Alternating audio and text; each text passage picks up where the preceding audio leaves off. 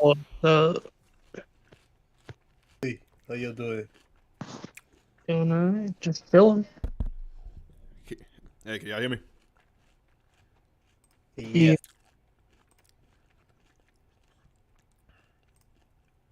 I want to be going live on my stream, so I'll mute here for a hot minute.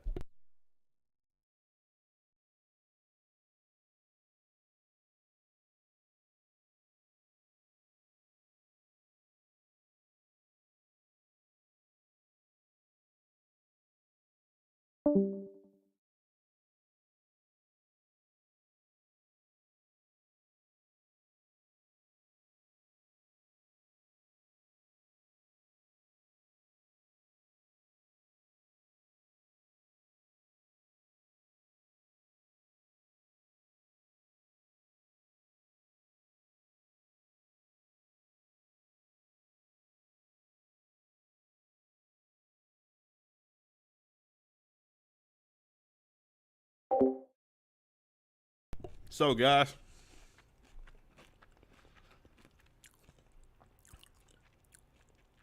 yep, this is prime case.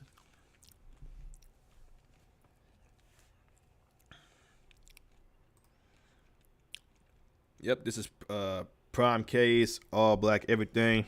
Hopefully, everybody can hear me up, hear me pretty good.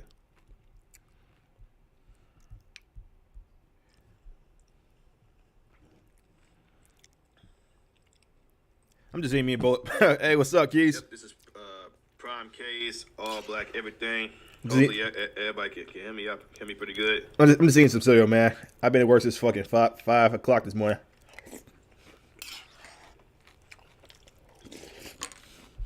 I'm just seeing me both. Hey, what's up, Keys? This is prime case, all black, everything.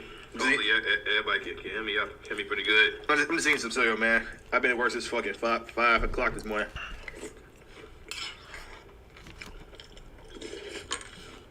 I'm just eating me.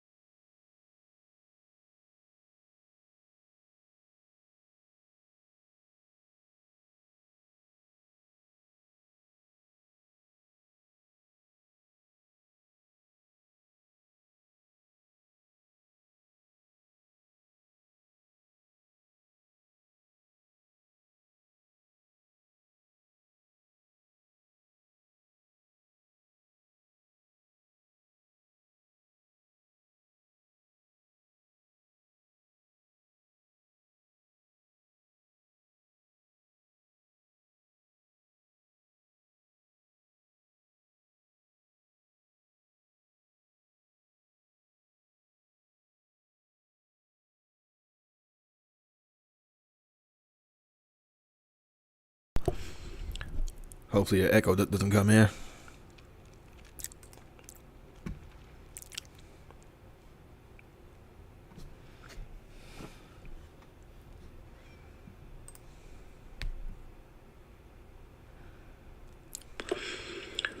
Hopefully, an echo doesn't come in.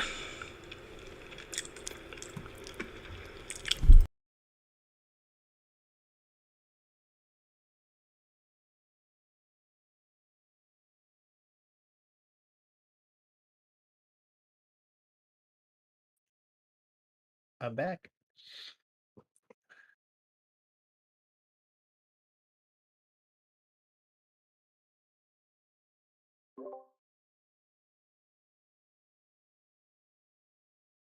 Hello. Yes. Yes, I can.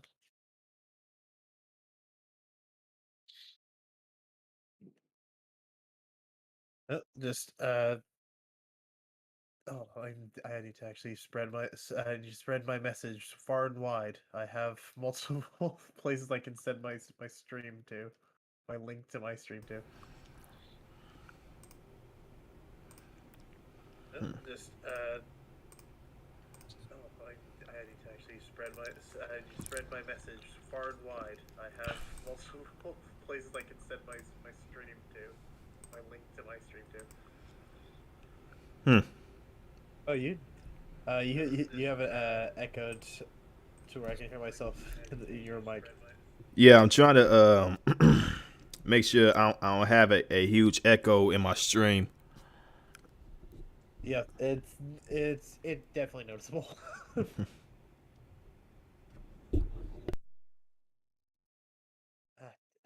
I titled it weird. Fucking hell, I better put this.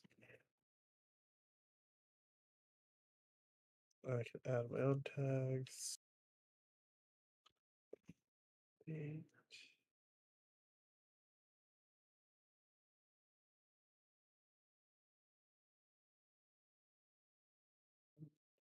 Okay.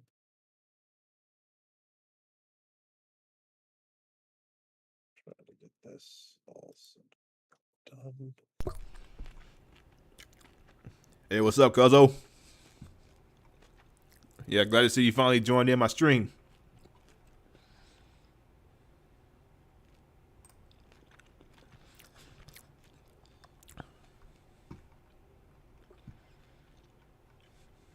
Hey, what's up, cuzzo? Yeah, glad to see you finally joined. Yep, okay. Had to turn that down. Yep.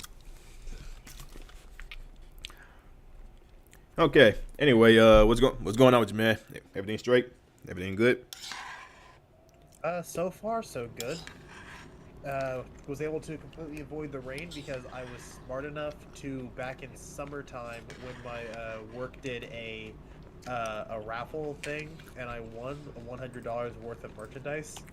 I picked out a very strong and just good umbrella. Oh. My boss said, "You picked the umbrella?" I was like, "Yeah." Oh, where you live at, Florida? No, I'm in Cali. You in Cali? Yeah. That's gotta be a bummer. I've lived here basically my entire life, so I am perfectly fine with it. Let me ask you something. How much is the rent? Yes. The rent is yes.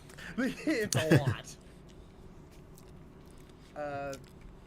Currently what I'm paying, because I have 2 other roommates, I give $950 a month in order to help pay towards not only the rent but all utilities. But again, we have 3 people.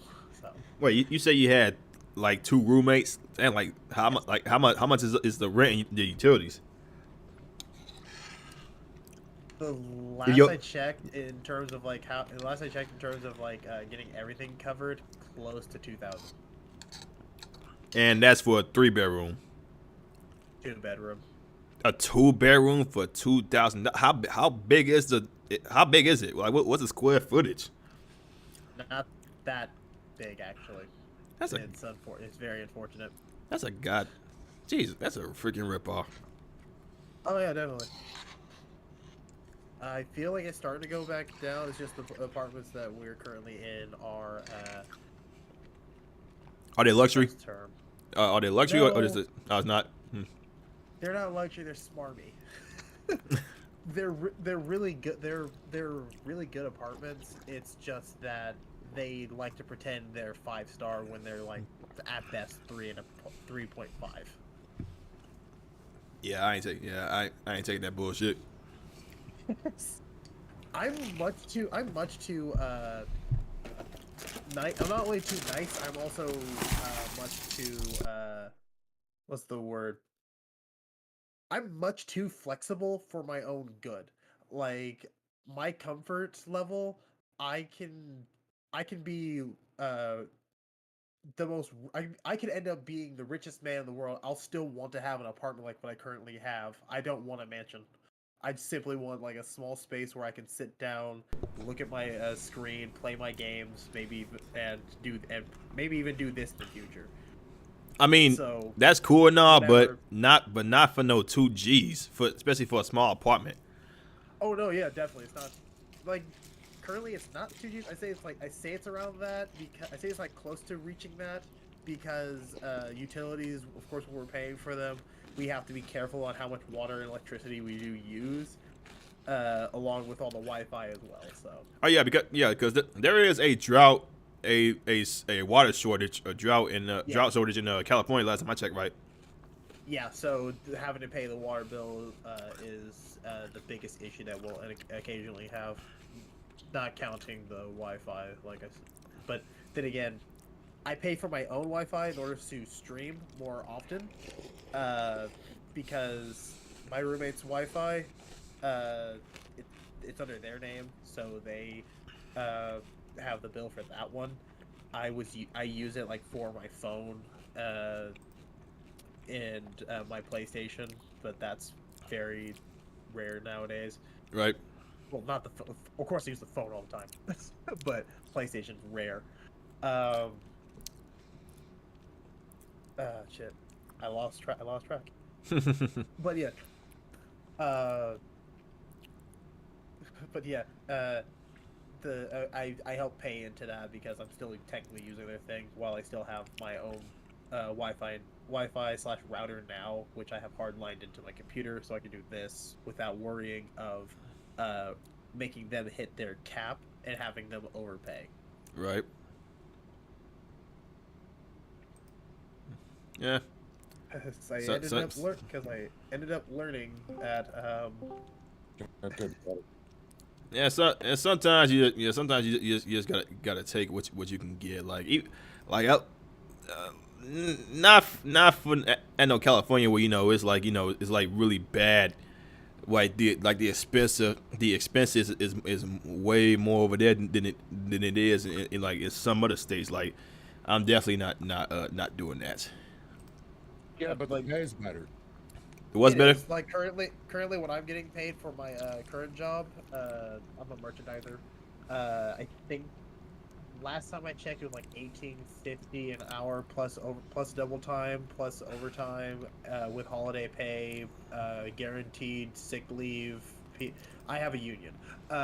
Well, I would say that's good, but with how expenses are in California, yeah, like people would be getting paid like a lot. Like I get paid that much, probably even more, and not my rent is like 11.30. Yeah, see, there's the issue. We get like if I had this pay, but I lived in some place like say, I wanted to say Arizona because I've looked at their housings. I could probably buy a house, with my credit and with my credit score and my current salary pay. Question comes down to: do you want to move to a state where you can fry a steak on the sidewalk? Maybe. I'm about to say, freezing. I'm about to say you I'd rather freeze. You said you rather freeze. Why would you say that? Oh, I like cold weather better than hot weather. No, I love hot weather. I cannot stand cold weather. True. Greenland. Like if I had a choice, I'd move to Greenland immediately. There we go. Arizona would be death. I lived in Arizona for like 3 years, like back in like the tail end of elementary and the 2 years of middle school, and then the beginning part of freshman year of high school. So like 3 years in combined, technically. I loved it up there. The only downside was the sandstorms. Yay, sandstorm. So you're willing to openly admit that you liked living in a state with a mutant McDonald's? Yes. That's I will disgusting. fully admit that. I will fully admit that. What's a mutant McDonald's? Yeah, that I'm confused about that as well. The only turquoise McDonald's on the entire planet. Excuse me, what do you mean turquoise McDonald's? They call it the whole golden McDonald's M's. turquoise. Even the arch. Yep. Yeah, the arches. Yes. Strangely, I actually never saw that when I lived there. Just to know it's there should just bother you down to your core. I'm much too. I don't think you were here when I said it. I'm much too flexible of a person. it doesn't matter to me. So long as no one's hurt and everything is all nice and jolly among the people, I'm smiling. I'm smiling. I don't I care. see turquoise arches, people are going to get hurt. It won't be intentional. It'll be insanity plea all day. Just quite just like you just see him black out, wake up next day cuffed to a insane chair. It's like, what happened? It's not my fault, I swear. Did you see those arches? True. Police come in, just like, okay, we need you to tell us where you were. Nothing for you. All I know is I saw turquoise and blacked out. That's enough, son. That's enough, is what they'll say. Right? All right. No charges. Free to go. So, Yeah. anybody see Kanye today? Oh, Don't. no, I saw it. I saw it. With his net and Yahoo? Yes, his Netanyahu. What's his net this time? Oh no, he had a literal butterfly net and a bottle of Yahoo because he didn't want to say Netanyahu. And he started talking to the net and having the net talk back to him like it was Netanyahu. It's prop comedy, guys. Like that's that.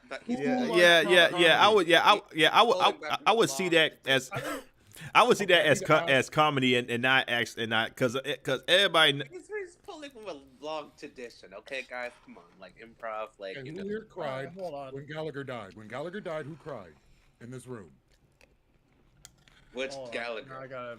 The I gotta watermelons correct and hammer Gallagher. Prop comedy Gallagher. I don't even know. Carrot Top died tomorrow. I don't even know what you're talking about. Oh, there's a comedian named Gallagher who was a prop comic. He used to smash watermelons with a mallet. Oh yeah, I think I saw him. Yeah, I think I saw. He him. just died recently. Nobody cares. Prop comedy's dead. Depends on who does it for real and whether or not the delivery is good. Yeah. I've seen one with good delivery. Well, no, Amazing Jonathan was pretty good. I can't hate. Yeah, true. I actually rather liked Carrot Top on occasion. Yeah, So, and I was that's a not. kid though, so No wonder you like those turquoise arches. That explains so much. Yeah, not to mention Kanye West was never a comedian. He was a producer and a rapper, so that's not really his forte. He was playing with the Yahoo bottle, trying to balance it on the Bible. Sure. That doesn't mean It was like super manic. yeah that doesn't mean he's crazy though. It just means like he was trying to make a joke and nobody laughed. Oh my god. Bro, he's pulling back on a long tradition. Okay, he's like beyond you. Okay, stop trying to hate on the He gay. also got to extol the virtues of Hitler. He did because as a Christian, he believes that he shouldn't hate anybody, and you know what? True. No, we're Yeah, not. he said No, Hitler did we're good not. We are Oh, He not. said Hitler did some good things. Oh, I guess. I mean, he did in a And way, but Nah, anyway, he No. straight up. What way, Al? In what That- way? I want to know what way, Al. in what way he institutionalized Volkswagen. Their cars are pretty. Yeah, just making sure. honest. Hold on. Oh yeah. You Wait, talk wait, you talk hey, you talk hey, about everyone- Elizabeth. Hey, whoa. Hold on, Whoa. here. Everyone, shut the hell up for a second. Okay. So, I need to be very clear about what's happening right now. Okay. I just need to be very clear. Are you, Isle? Are you defending in any way Hitler? Are you doing No, that? no. You just okay? Because it He's sounded defending like. Ye. A little bit. Defending Ye. That's what I heard. That's about it. No. He said what you were just talking about, or the good things that Hitler did. Did you not? Well, I was challenged to, and I was gonna pick up that gauntlet, but you know, I don't have No, dude. Never- never I'm telling bite you that right now, bullet. Hunt. Ow. Never bite that bullet. Ow. to. Yeah. I'll No. make it very clear, right? Yeah. Don't fucking do that. All right. Not here, not near me, not in my server. Don't do that. If I hear anything like that, you're gone permanently. I don't want to hear you. I don't want to hear any. Never again. Don't even play around like that. Okay. That's just not a joke. Do you understand me? Yeah. Okay. Holy fuck. That's some dead fucking serious. Like at most I would have like after hearing. Razor, don't even Sorry? Razor. Okay. What the fuck? Hold on, Razor. Did you not hear me? No, it was gonna be. I Razor. was gonna say he even had bad. I'll say bad entirely because even his art was terrible. He's shit, complete shit. Oh, all right. I was gonna make that joke. Like You should have stuck to the art. Yeah, that would have been a funnier joke. Okay. Yeah. We don't fuck around like that here, ever, Not at all. ever. Holy shit. Wow. And this is. I mean, this is how that anti-Semitism spreads, right? Like, hun, what did we say previously, right? That's what literally I was doing. I was talking about Kanye West's son, while I was waiting for you guys to gather. But like, what did we say previously in our previous conversation? We talked about how Kanye gives people a cover for all that anti-Semitism in the black community to come out, right? And then people just can make excuses for him, and which plays on anti-Semitic tropes. Like, Because it was exactly. That's I what think it is. last time I was on when Kanye got brought up, like I mentioned the whole thing with Luis Farrakhan, I think, and the black Israelites, I believe. I'm not sure if I'm remembering names correctly. Farrakhan hollered at him at one point, and he was just like, I'm not trying to hear you. So he's too far gone. Yeah. He was on Alex Jones, for God's sake. And Alex Jones sounded more sane than he did. What world are we in? A world where a man has extreme mental problems and and anyone who wants to help him, he's pushing them away. Yeah, maybe. He really likes being exploited. I don't understand it. Because it's basically publicity. That's what it is. People want to be in the news, so they either do things or they say some outlandish things like what a lot of celebrities do that. They say a lot of things. I don't want to give him I do not want to give him a scapegoat like that. That's No, I just just giving say him a way out.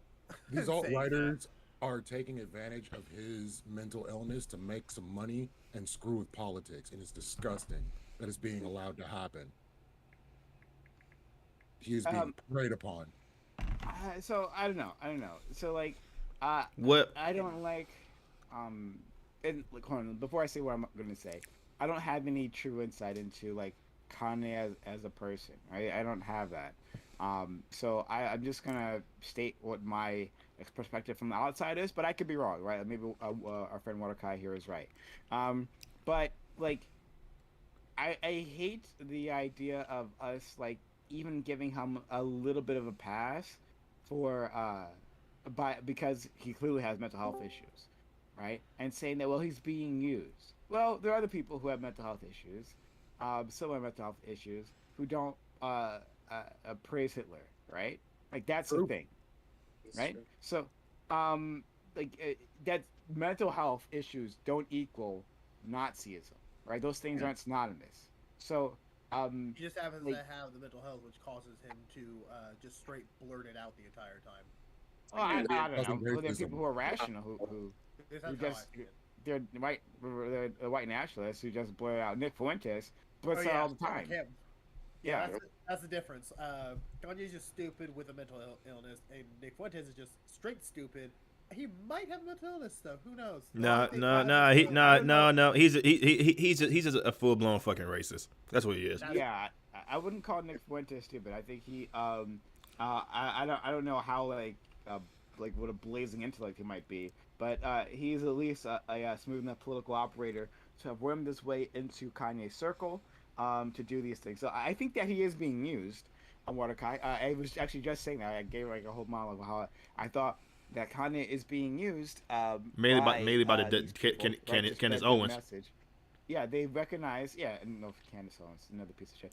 They recognize the opportunity to spread their message with them, but like, there are other people with mental health issues within the public sphere. Why they pick Kanye? Because Kanye is already anti-Semitic, right? He's already a bigot piece of shit. And apparently he's the richest black man in the world, so they see that. Former. He was. Yeah. That was on paper mostly, right? That was like the Adidas deal. That was amazing. Yeah. It's interesting how evaluations work. And Because then it's and like, then they ended up losing $2 billion after they dropped him. Fuck him. fuck 'em. Yeah, 'cause, well, Mental illness doesn't make you anti-Semitic the same way Ambien doesn't make you racist. So it was Yeah, already yeah. living in him. it's the free Roseanne market of Barr. ideas, baby. Free market. Sorry. I'd rather him get some help and not be being led around by Milo and Nick. That was the Roseanne Barr thing. Like, yeah, she's like, oh yeah, I was on Ambien. That's why I said all that racist, bigoted things about the Jews. Hey, do you remember that picture of Roseanne Barr where she gave herself a little Hitler mustache, right? And she was had a bunch of gingerbread men with like the Star of David on them, and she was pulling them out of the oven. Do you remember that picture where she? It's basically Like, the same joke Nick was that's- making too. So yeah, birds of a feather. Wait, what? What? That's a thing that happened. My God. yeah, that's the thing that happened. She But it was had a- Ambien. Yeah, she said Ambien. But now I think there was like a shift. So I don't know.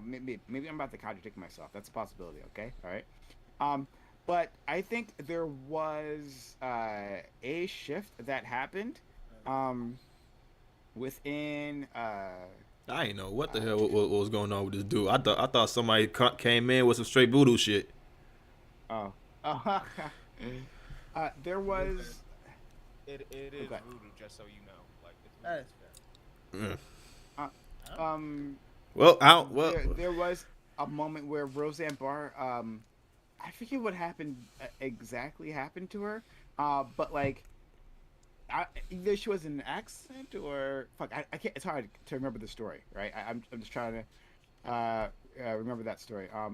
But she let me pick here. She got there was a shift in her personality. And then she started being racist because if you look at her in her past, right, she wasn't like this, right? She was like a big fighter for like the working man. Now maybe she was always like anti-Semitic underneath, right? Maybe it was just an act. I'm not sure, but yeah, that might have been that there was like a definite shift in her. So maybe that's when she became mentally unstable. I don't know, but.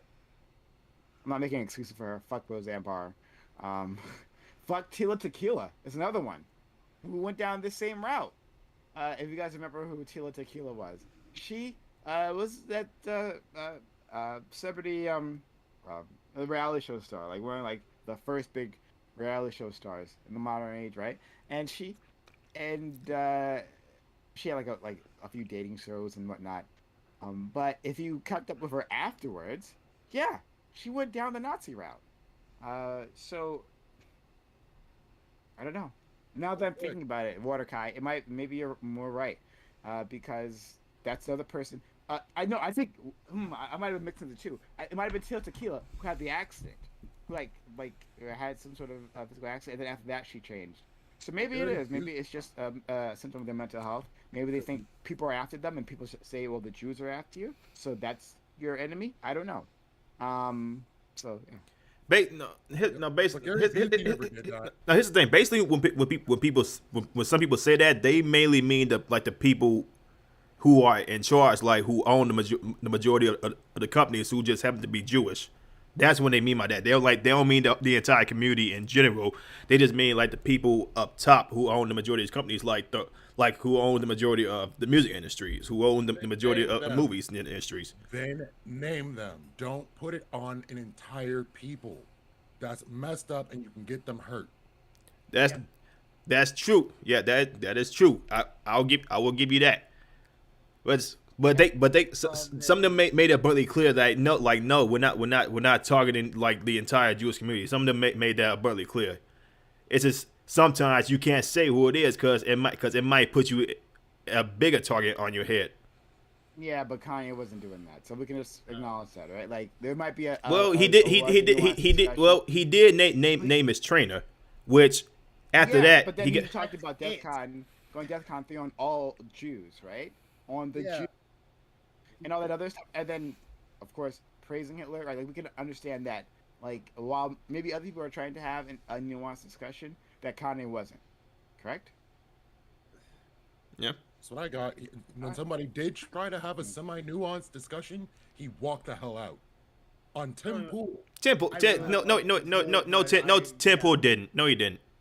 He basically did all that for exploitation. He didn't actually try to have an honest discussion because when Kanye did, because first of all, Tim Pool brought up the discussion first, and then when Kanye was talking about it, he was like, Tim Pool was like, we already getting into it, huh? Like I wanted to talk about the Wait. news. Like he brought it up in the first place. No, wait. I remember. I ended up I actually listened to the clip earlier today as I was working. It actually, I think it actually started more with they were going to talk about something, but then Kanye immediately. Was Yeah, like, Kanye was the one who brought it up. Kanye, No, like, Temple said. I wanted to talk about. No, Temple. What you said was, well, let's get into this arc about Pence asking Trump why did he bring forth these anti-Semitic people. So Temple did basically started when he brought up the anti-Semitic topic. Okay, well, maybe, I don't know. I guess it doesn't really matter. Just as long as you recognize Kanye's the piece of shit that he is, and his career is going to burn down as it rightfully should. Okay, and Pyro, I don't know what's going on with your camera. It's like I see it. Don't bugging worry, out.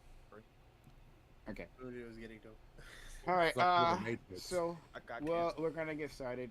Kanye wasn't one of the topics that we picked out. So it just happened to be one of them days where the news more kind of bonus catches up to content. people's mind. So any which way, excuse me. We'll okay. So we'll get started now. Hopefully, we can get that camera working in a second.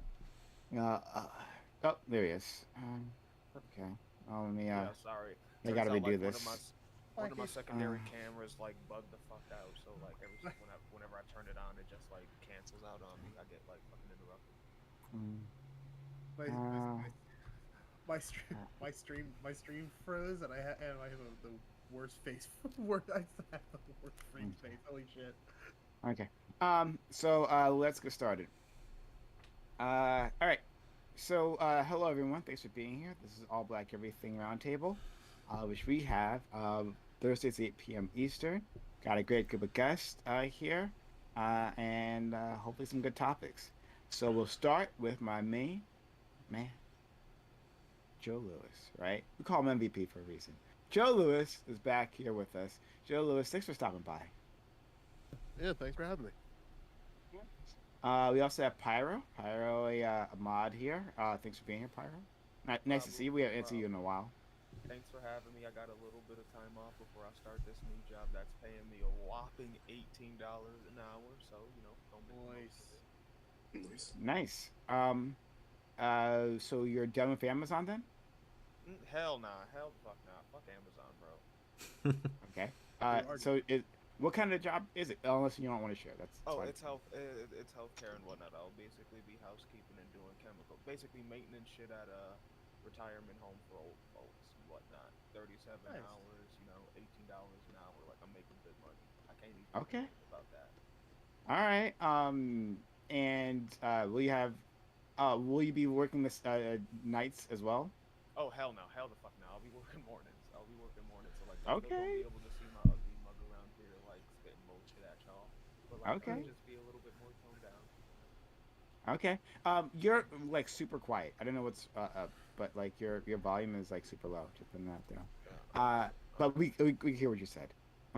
So next we have Blaze. Blaze, thanks for stopping by again. We had you on here a few weeks ago, I think.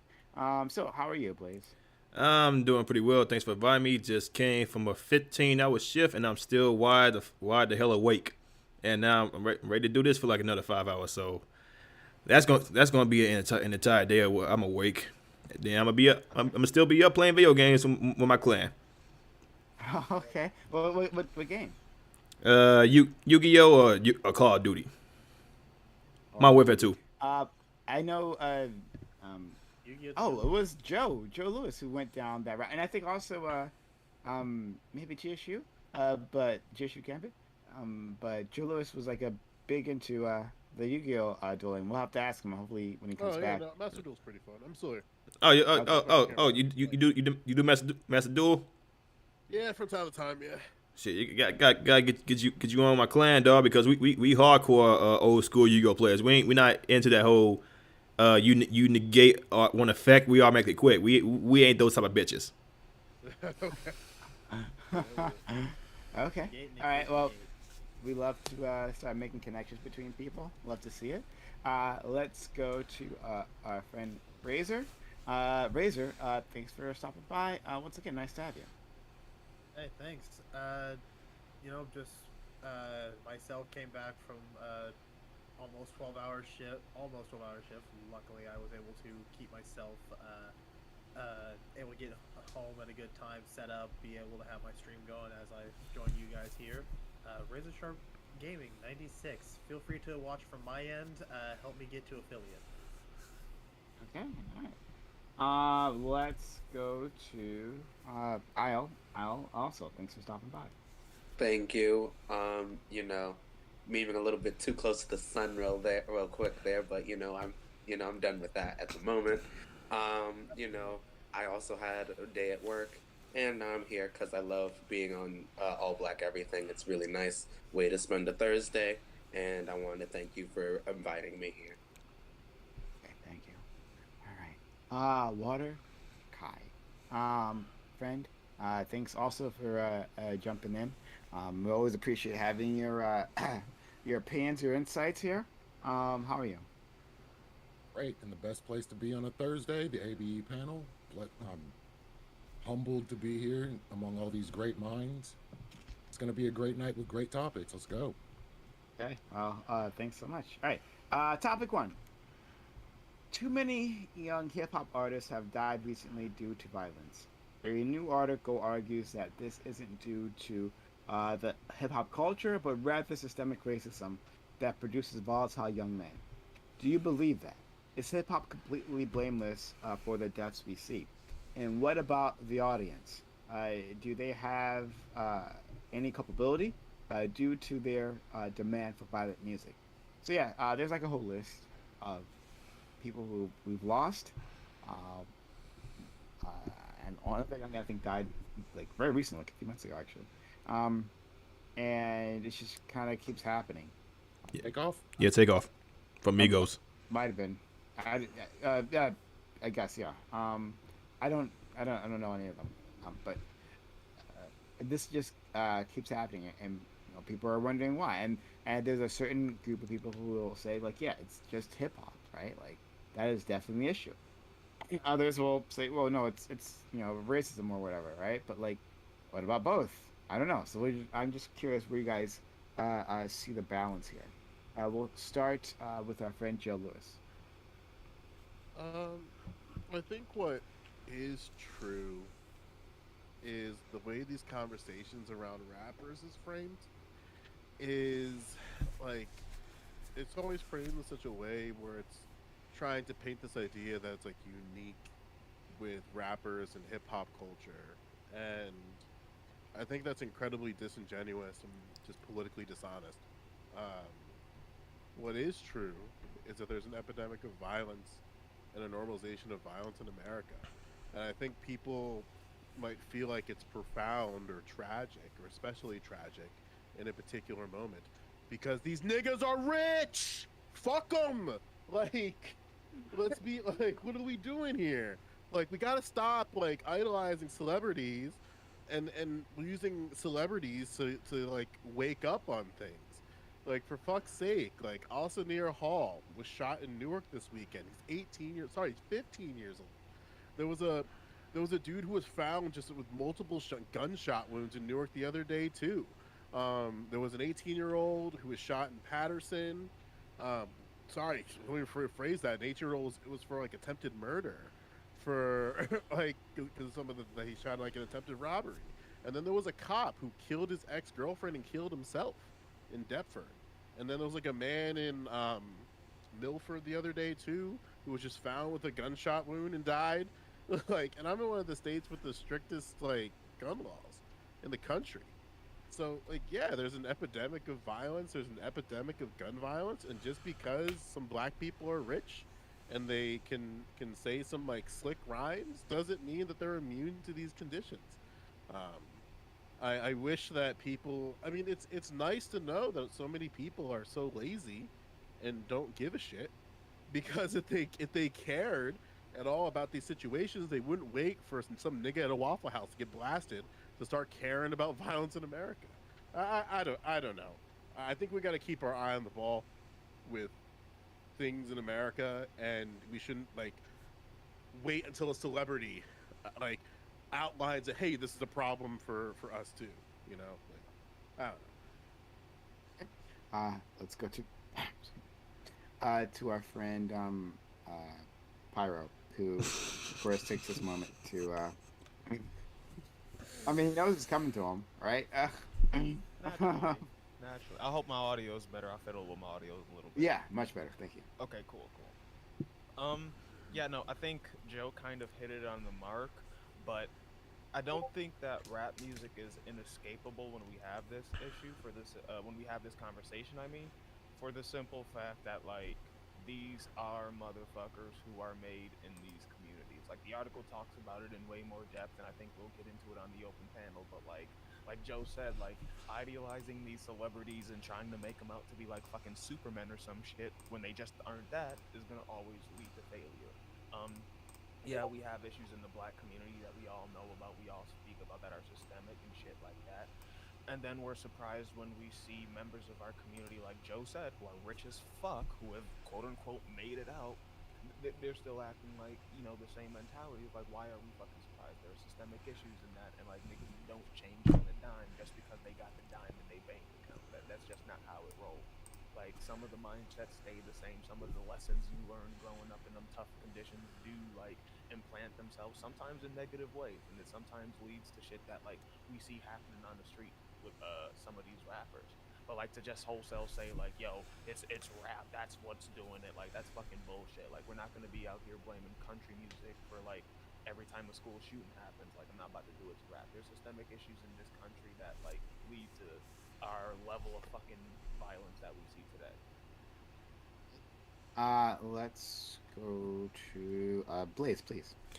Yeah, what Joe said, I would agree with that, and some of the things that Wizard said, but it's also a lack of guidance that a lot of people, especially who are fundamentally listen to the hip hop community, and how they think some people think who don't have the right mindset to think for themselves, they would listen to this rapper and have this belief that gang banging or being in some kind of crew where you have to wear this specific type of clothing, or you have to be repping this in order to like try to become a big thing, or try to get that street cred. So a lot of people can say it's an act of systemic racism, but it's not the white man specifically that's telling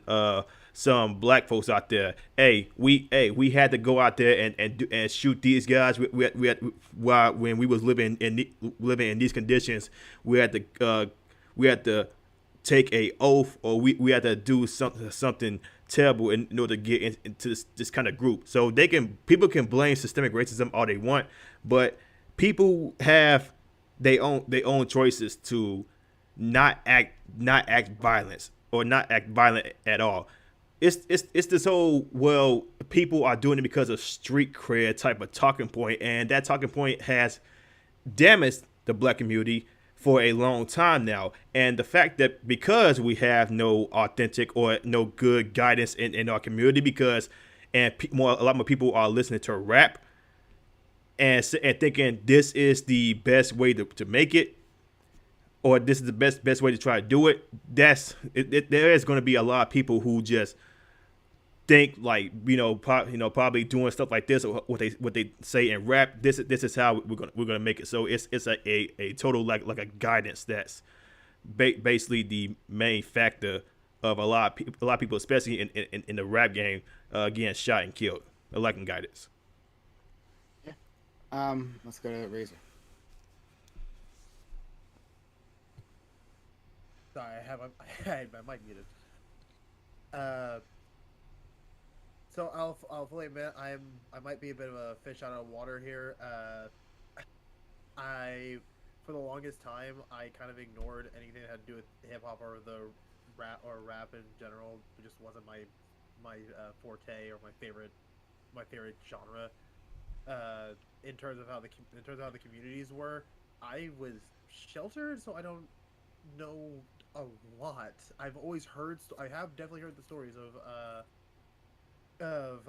different rappers getting shot. There's always been that stereotype of like, oh, because they do these drill songs, it's obvious that they're just as bad, or they are that violent because they're doing these drill songs. The way I see the way the community the I sorry, I've lost track immediately. I apologize. I cannot really say too. I really can't say too much because I don't have as much knowledge as everyone else here seems to have about the rap community. I can simply say I do see the stereotypes constantly happening, and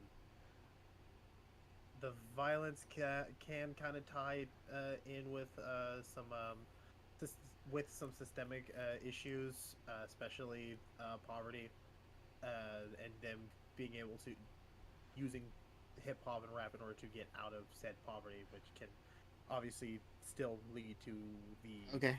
I'm really bad at this. I'm Sure. sorry. No, no, no problem. Then let's go to Isle. You know, the rap community always gets a bad name, and you know, I think that that's wrong.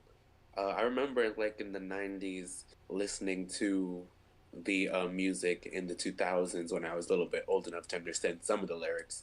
That, you know, they were really talking about the things that were going on in their communities. They were talking about how they didn't feel safe because the police were no good, that people were bringing in all sorts of negative things into the community, and they felt like they needed to stand up and be the ones to stop it by getting outreach about their problems out through their music. And I think that was never a big problem. But I think what happened is like this so-called gangster rap subgenre where people are talking about crime, they're talking about drugs and death and carnage.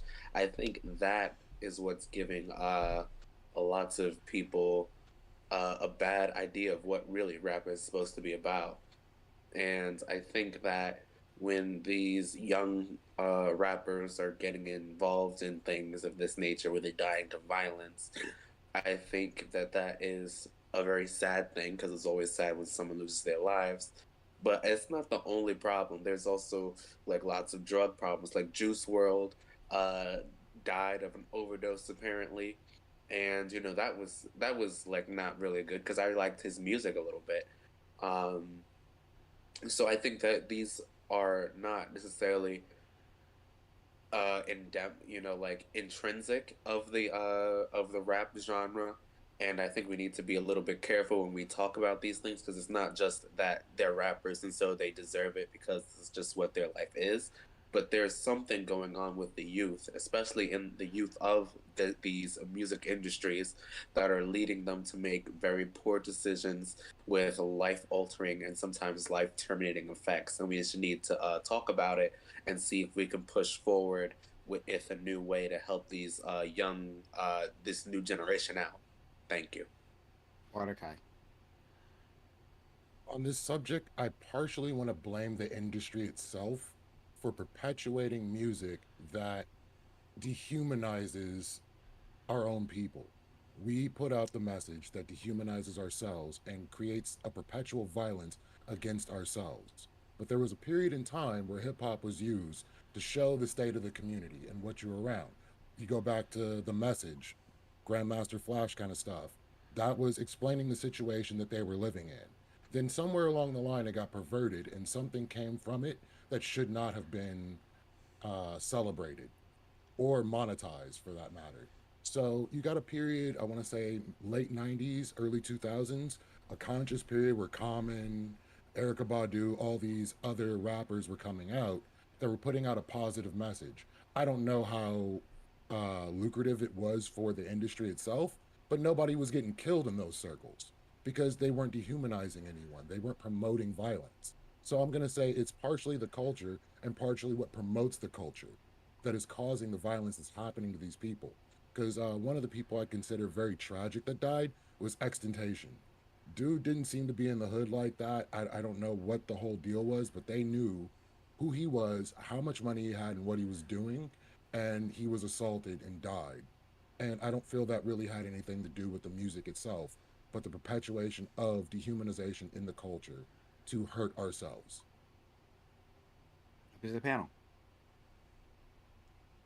What are we going to do to help out these new up and comers that seem to be losing their way to violence and drugs and things of that nature?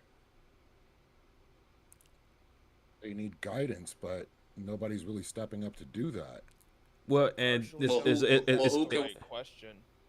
who can we point to as the role models to stop that? Because Lee was saying, like, this wasn't happening to that extent with the like the old school NWA, Public Enemy era of rappers. well, Yes, it was. there is the J Cole and the Daxes and the Kendricks that uh, tries to send a much more positive message out, but they get overshadowed by a lot of other rappers that talk about some straight bullshit like the Kevin Gates that's saying some of the most outlandish shit.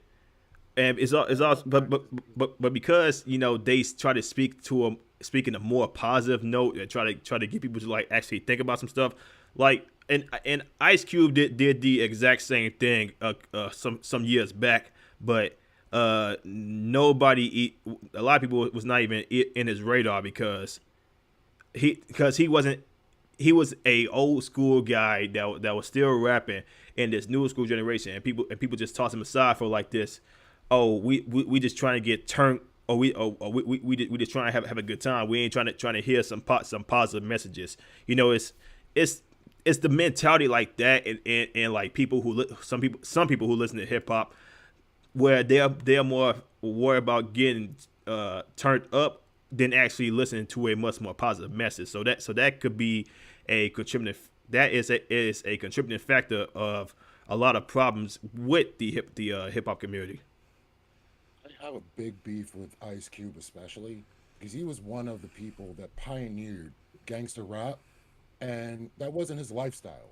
He was writing the stuff, he wasn't necessarily living it. And the first opportunity he had to get better and get out, he went to school for architecture and left that whole thing behind until he decided to come back. He didn't preach that message. He didn't say, oh, go get an education, become an architect, become an engineer. He said, pistol grip pump in my lap at all times. There is an album that he did that I listened to a couple of songs on there. He literally it's titled Hood Mentality. I don't know if you heard it. No, well, it's basically the whole he's telling people, well, hey, we need to like get out of this mindset and actually think about some other things that could actually benefit us. Stop with this we need to stop with this whole hood mentality this hood mentality thing, and we need to actually think about a much more positive route. So Ice Cube did make some songs that should have some people thinking. Problem is the album was not in a lot of people's radar. Wonder why, but he broke the vase but didn't fix the vase. I'm What? kind of confused. Are we confusing Ice Cube with Ice T here? Ice T's also bad. No, I'm being genuinely serious. Are we confusing Ice Cube with Ice T here? I'm not. Because Ice T was one of the pioneers of gangster rap, not Ice Cube. Oh, Not Ice even Cube was NWA. close. But to say that Ice Cube was the pioneer of gangster rap is historically inaccurate. I don't even remember Ice T doing gangster rap until around that same time. He was doing weird electronica music. No, Old head fight. he did make a song called the original gangster. He did make a song about that. About Ice T made that. Ice-T was one of the first, if not the first. Yeah, just looking it Then up. NWA followed Followed, after. pioneered in mid 1980s by rappers such as Schoolie D and Ice T. Okay. Yeah, Schoolie D, Ice T, and then you had like sort of like the feats between East Coast and West Coast styles that emerged with groups like NWA, with individuals like Dr. Dre, Snoop, Easy, etc. I'm just trying to make sure where we're talking, because there is obviously the like sort of like the emergence of Ice Cube and the emergence of NWA. Just I don't know, just seemed kind of weird, but it's such a side thing that I didn't I know don't what know. first. I know what I heard first. I was just kind of confused where it was, but I think we sorted it out. I just think it's just the conditions where these individuals come from, and the way that these institutions work is that they're not designed to try to uplift these people out of their conditions. They're just designed to give them money. So, like, they're it's the same sort of situation in the NFL with like individuals like Jerry Jones. Like, the institutions are constructed in such a way where you'll always be a player and never an owner. You'll always be a player and never a coach. So, and when you have this sort of like settled habit of thought and action around these things, like, of course you're going to have rappers and individuals who still resort to things from their communities and where those communities come from. Because they're still part of those communities, even if they're divorced from it through like fame and success, because that's where they still come home to. I'll say like I want to 100% take that into account when I think about like the people themselves, not so much as the product. Because like let's be real, like we all know like when you get in that record booth and you record your rap, like if your studio and your record label don't like it, like you might not be able to put that shit out. I think Water Kai was on to something when he mentioned in his opening that like it's the studios themselves and the way these things work. I think like when we look at how big rap music and hip hop has become, like to say that like it's one of the key factors in all of this violence, specifically within the black community, like I can't really buy it when we look at all the other communities in America and they don't all share, you know, the same levels of violence. They don't all share the same problems when we know that damn near all of them listen to the music and they consume it at high enough rates where it's at the top of billboards year after year after year. So when I think about it like that, I'm kind of trying to figure out like why is this kind of the only music being pumped out on that level? Why are these the only songs being like let out and shit like that? 'Cause like we see the reaction from the fans. Like if this is the only shit being pumped out for years and years and years, a rapper tries and change their image and rap about something wholesome like their wife, you know, they get fucking shat on, they get dogged on, and it's the worst song of the album, and you become a meme. It- that's You do that's still sound low. God, Jesus Christ. Yeah, now you That's found good. Like better. when you're like right up on your mic. When I'm right up on my mic, okay, I yeah gotta deep Okay. throat my mic to sound good. I'm sorry. All right. yeah. That's to point to that. It's also the fan base of rap, like the pioneers of rap, like who say they live rap, they love rap. It's also a portion of them that speaks the loudest, that says we don't want positivity, or we don't want to talk about mental health and all that stuff like what Hobson and Dax does. Even though those two right there are good rappers that talk about some mental issues, but because they don't go with this bandwagon of talking about fucking another dude's bitch is some Tim's, or some other stupid shit like that, they get they don't have they records played on the radio. And the people who do have the records played on the radio, basically the hip hop and R&B radios, those individuals who do talk that kind of stuff when it comes to like what they went through, or who they had to pop in order to make it big. Those are the ones that who are who become the top stars. And you had the individuals like Dex. I don't know if y'all know who Dex is. I love Dax. I actually binged most of his stuff when I found him when he did like the Grinch thing. Like, Yeah. I found that. I ended up finding all the other stuff. He's an amazing rapper. His lyrics are just amazing. Everything he says actually, I actually cried with the with his more recent Dear one. alcohol. Yeah, that Dear Alcohol. Yeah. It's So just I cried. it's music like that where he's talking about mental issues, and the record apparently went gold, but because he's not signed to an industry, it didn't go platinum, and people didn't really hear it. Like the song only got 20 million views, while you got who's the top rapper right now? I've not really been paying attention to rap for a while. Who's the top rapper right now? Yo, no, pretty nobody even knows. subjective question. Like Eminem? I don't know. No, not Eminem, not Eminem. My man really just said Eminem. Yeah, funny. I mean, like you could say there's an argument to be made about Drake. There's an argument to be made about Drake don't Jay-Z. Drake is an industry rapper. He's not a legitimate rapper. He doesn't write his own shit, bro. Okay. You see, Joe was right. It is subjective because then we got to get to like what's a real rapper and what's a like. Yeah, I mean, rapper like and- He don't. No, if Argument you can be made about a lot of rappers. now here's my thing. This is my personal opinion. If you want to call yourself like no probably if people want to label this guy as the top rapper right now, he needs to at least write his own lyrics like J. Cole or Kendrick does. They like Drake is I mean, a lot of rappers don't have like multiple people working on their lyrics, so this isn't a new thing. My But- man wasn't paying attention to rap a minute ago, but now he got criteria that needs to be met hardcore before he can call a nigga a rapper. That is amazing. No, I've said this for years. I've said this for years. Because Sound like my be- grandpa. be- because This for Drake years, son. because Drake is more of an industry rapper, and he doesn't really write all like his own songs. I don't consider him one of the top rappers because it's not coming from him. It's coming from somebody else.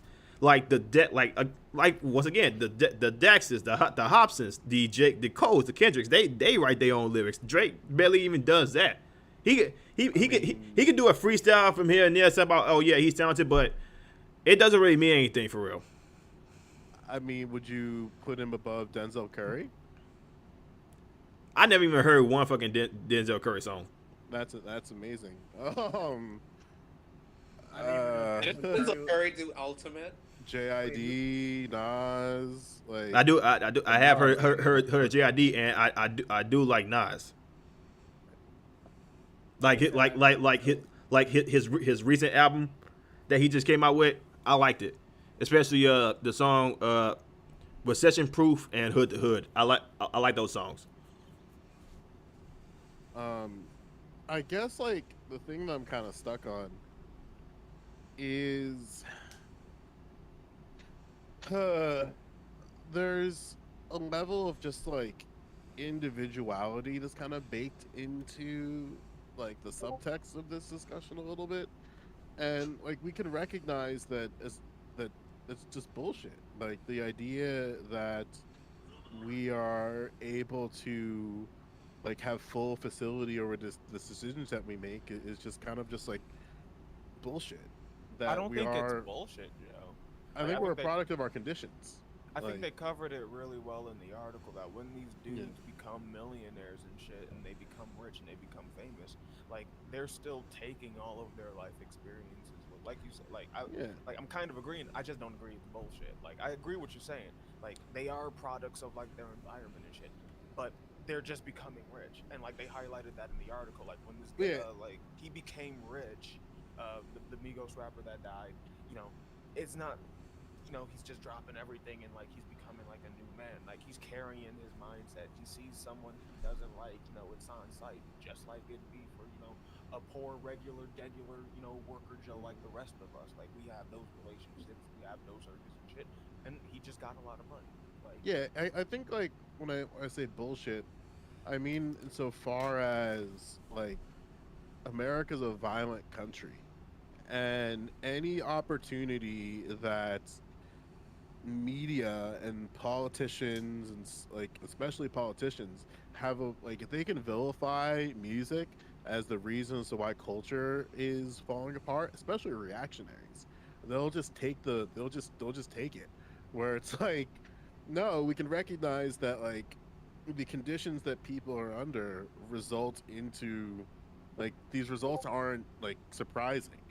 Um, and we live in a country that just ignores black people. Like so, um, any type of change is going to require like a very conscious and dedicated effort to the conditions of black people and trying to like address them, because there's only so many fucking rich black immigrants that can individuality and bootstrap their way up and then blame fucking ADOS and black Americans for their own problems. Like there's only so many black immigrants that you can platform and then blame black Americans. Like, see, look at all these immigrants that came from a level of wealth and wealth that you don't have never seen in your entire life.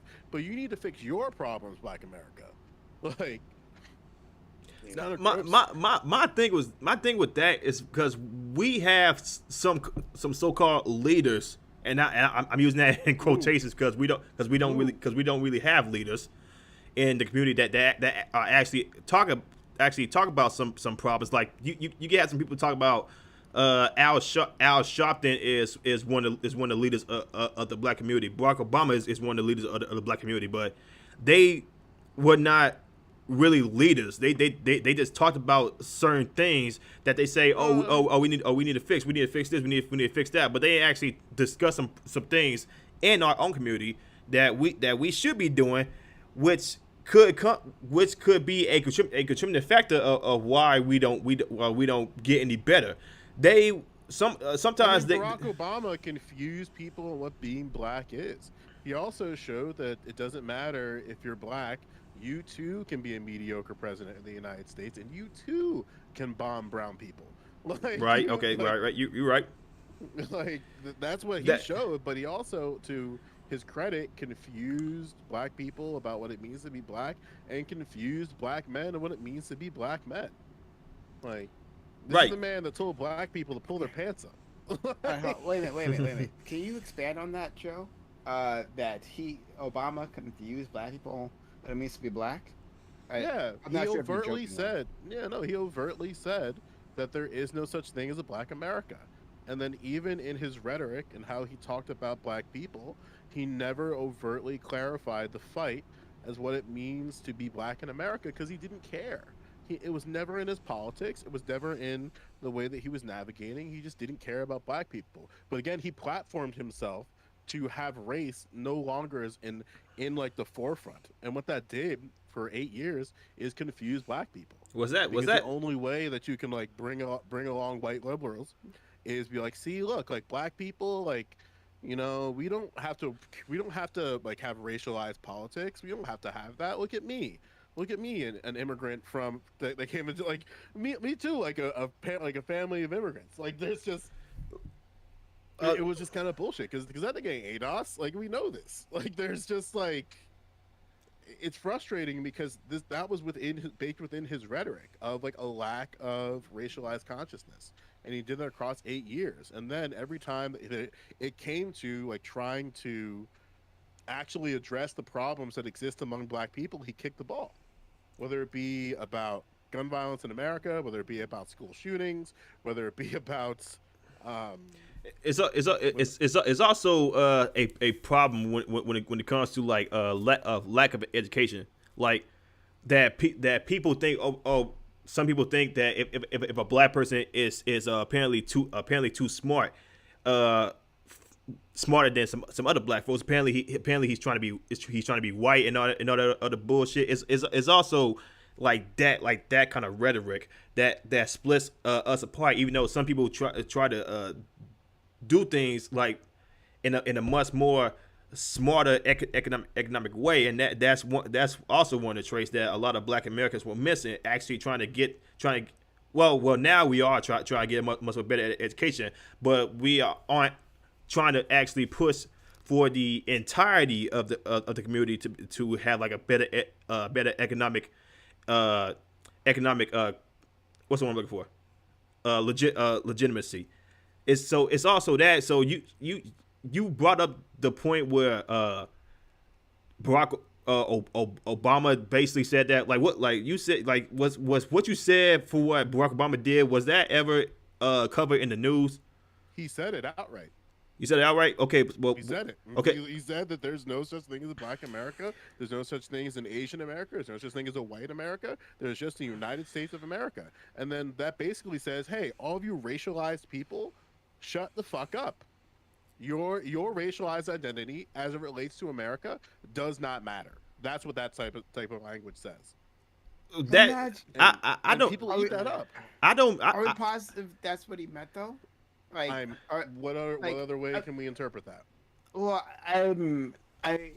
you could say that because I remember this, and you know that I've criticized Barack Obama, so I'm not a fanboy here, but that this was like a very generic liberal way of saying, hey, like we are together, we are united, because like this was like opposed to like the blue America and the red America, right? Rhetoric that we started before.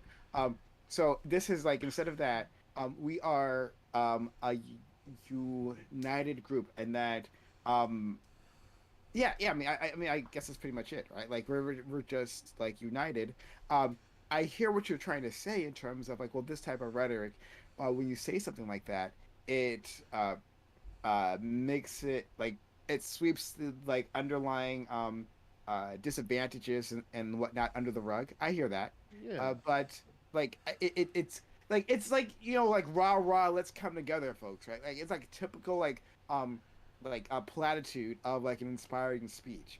But like I'm not necessarily sure. So that like yeah, I mean, we can also go to what he said, because I'm going on a debate in a couple weeks, and we're talking about like, is Black America in trouble? And like Barack Obama said this directly to the question, how do you respond to this criticism that your administration hasn't done enough to support Black businesses? And he said, and I'll just read it, my general view has been consistent throughout, which is that I want all businesses to succeed. I want all Americans to have opportunity. I'm not the president of Black America. I'm a president of the United States of America. But the programs that we have put in place have been directed at those folks who are least able to get financially through conventional means. Like, he lied to Black people and then threw it in their face that, like, I'm very particular about the rhetoric, like the language of Barack Obama, insofar as he understood that his entire political career, in the same thing as for Raphael Warnock, the same thing as for Kamala Harris, they all don't want to be painted as Al Sharpton. So they will do whatever it takes and use whatever it takes linguistically to distance themselves from any type of racialized identity, because any type of racialized identity for a Black politician will label you as a Black Sharpton, will label you as the Umar Johnsons, will label you as a Tariq Nasheeds, despite the fact that those latter two individuals are not in the political zeitgeist in any type of way that's actually serious. Okay, first of all, first they said Kamala Harris was Indian American. Then they said she's Black American. Then they said she's Asian American. She's like, Kamala Harris decides what race she is based on the company that she's in front of. Like, yes. Yes, that's. I wish, like, she said she's Black until she's POC, right? And there's just a lineage of that language in her rhetoric. Like, there's just, it's rough. I made this comment a long time ago, about a year ago. Like, she pulls the biggest, I want to say biracial card, but at the same time, like, you don't know exactly what she is. Like, she is. She is biracial though. But not when, right? yeah, like when I say that, like she pulls the ultimate. Oh, I'm Indian. No, I'm Black. No, I'm Asian American. Then now all of a sudden, people saying she's Jamaican. I don't know. I mean, she is Jamaican. She is of Jamaican background. The point that it's an Indian background. Like, I don't. But I like. It's like, it seems like a criticism, like that you and Joe are leveling at her. But like, if she is within, like, let's say an Asian delegation, right? Like, she's talking to head of state from Asia, why wouldn't she say, yeah, I'm Asian too? I am an Asian American. Why can't she use that as well? But the Like, but She but should. the and but you're but saying, The you say problem that is like that but the it's main never. but the main point was sorry to cut you off. The main point was like doing the whole 2020 bit. Oh, this is gonna be the first black vice president. They ain't say no other race. She was no, they did say other races. no, No, they the absolutely main did. the main point that the Democrats made was that she was the first black Yeah, so what? But vice so what? president. Yeah. They But ain't she's say they did not also say any a other whole race. They woman. just said No, black. they first of all, they absolutely did. They absolutely talked about her Indian heritage. They absolutely brought that up, and it was never like a hidden thing, right? They absolutely brought that up. But in the end, what difference does it make? Because she is all those things. She is all those things, which is fine. But if you are talking to a group of people, especially a group of racialized people, and we understand that Democrats are awful on race, you're going to have to be very genuine and authentic in your presentation when you're talking about your own racialized identity. And Kamala Harris is inconsistent. That That's my point. I'm sorry, but hold on. Well, if anyone wants to jump in, I'm gonna yell at Joe some more. But like, if anyone wants to jump in, She, I don't know why this is like such a controversial take, that she's inconsistent on her own expression of a racialized identity, and she only brings these type of conversations up and the plight of these individuals when it's convenient for her politically. right. Like Ira. this is Yeah, so I'm not gonna talk about Kamala's fucking race, cause that's fucking weird as shit. Y'all can be on y'all weird nigga shit. But to Joe's point about Obama and how politicians tend to work, I think he does have a point where, like, we've talked about it on these panels, Prime, Joe, Water, Kai, Isles, like, right, Blaze is new to me and Razor's new to me, but like I'm sure y'all have watched, we've talked about it on these ABs where we talk about the systemic issues in this country that just keep getting ignored in favor of what Prime was talking about earlier, like the rah rah, we need to just come all together and like be one America shit. No, there are like there are specific problems in this country which require specific attention, and I think that's where Joe is trying to get to. And like I realize I'm trying to do the fucking band-aid shit, but like that's the point I can agree with. Like, yeah, politicians as a whole, and it was especially disappointing under Obama, like to watch like basically the same liberal shit happen. Black people be used as this massive voting block, we pumped up, like we feel real good about, and then it's like 4 more years of the same bullshit, the same shit. Michigan still ain't got water. Flint, Michigan still ain't got water. Shit like that. It's kind of fucking disappointing, especially when we look at it from the black community. Speaking for myself, this is our president. This is the first black president, and the nigga really wasn't that much change for the black community like he said he was. I'm quite disappointed. Again, I'm staying away from Kamala's race shit because that's weird as fuck. Yeah, so I'm not. So Joe, like, what do you want Kamala to do? Like, this is I so want- strange. Like, yeah, so like, yeah, like, if she's in front of, let's say, like the Indian, well, Prime Minister, he's a piece of shit, Narendra Modi. But like, if he's there, and she's having a discussion with him, should she not, right, being in a different company, should she not say she's Indian American? She should deny that, like, I'm a black American, and definitely don't bring up the Indian side because that has nothing to do with anything. she needs to be able to clarify the fight within the communities that she's talking to. And she's never been able to clarify the fight within the communities that she's talking to and the issues that exist within these communities. This is a woman who went to the NAACP and tried to conflate gun violence to two separate acts of gun violence in America. One was a white supremacist attack, and one was a school shooting. And then she tried to paint it like these two things are analogous to each other. And she did this in front of the NAACP, in front of black people. She 1350'd in front of black people. Like, I can't just sit here and be like, yeah, like if I hear a black politician say we make up 13% of the population, oh yeah, she's gonna say something really incredible after that. Like it was elementary. And this was last year. I remember hearing that. Yeah, NAACP National Conference in Atlantic City last year. I haven't heard this, so I'd have to take a look. See, to see exactly what she said. This is how this. My bad. Go ahead. No, I was just saying, like, Kamala's been extremely quiet to Yeah, this. yeah. I rarely see her or hear anything about her. What Joe just said, like, I never heard about. I remember because hearing about that nobody comment, really but, cares like, what she she's did go doing. quiet. It's not that no one really cares what she's doing. It's that, like, because people aren't serious about politics, so they don't pay attention to what these politicians say. Right. Why are we trying to hide from the truth here? Like, I was just gonna say, Therefore- like, let's be real. Both of these motherfuckers, Biden and Kamala, are just kind of gaff machines. Like, they fumble their words a lot. So it's like, yeah, we're not gonna focus on that as much as like Trump was, because Trump was like obviously crazy, and these are the good guys. But like, it's also a lot to do with like motherfuckers just don't care about politics. Like, well, They just- well, yeah. it's even more than that. That like, Black Americans are a captured electorate for Democrats, and by being a captured electorate, they don't have to talk about Black politics at all because look at the other guys. Like, that's just basically how they roll.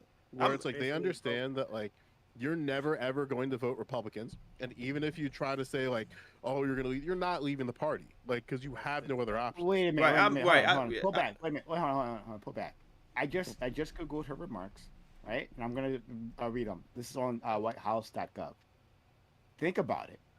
Black people are 13% of America's population, but make up 3% of gun victims. Yes, gun homicide I victims. think that is 1315.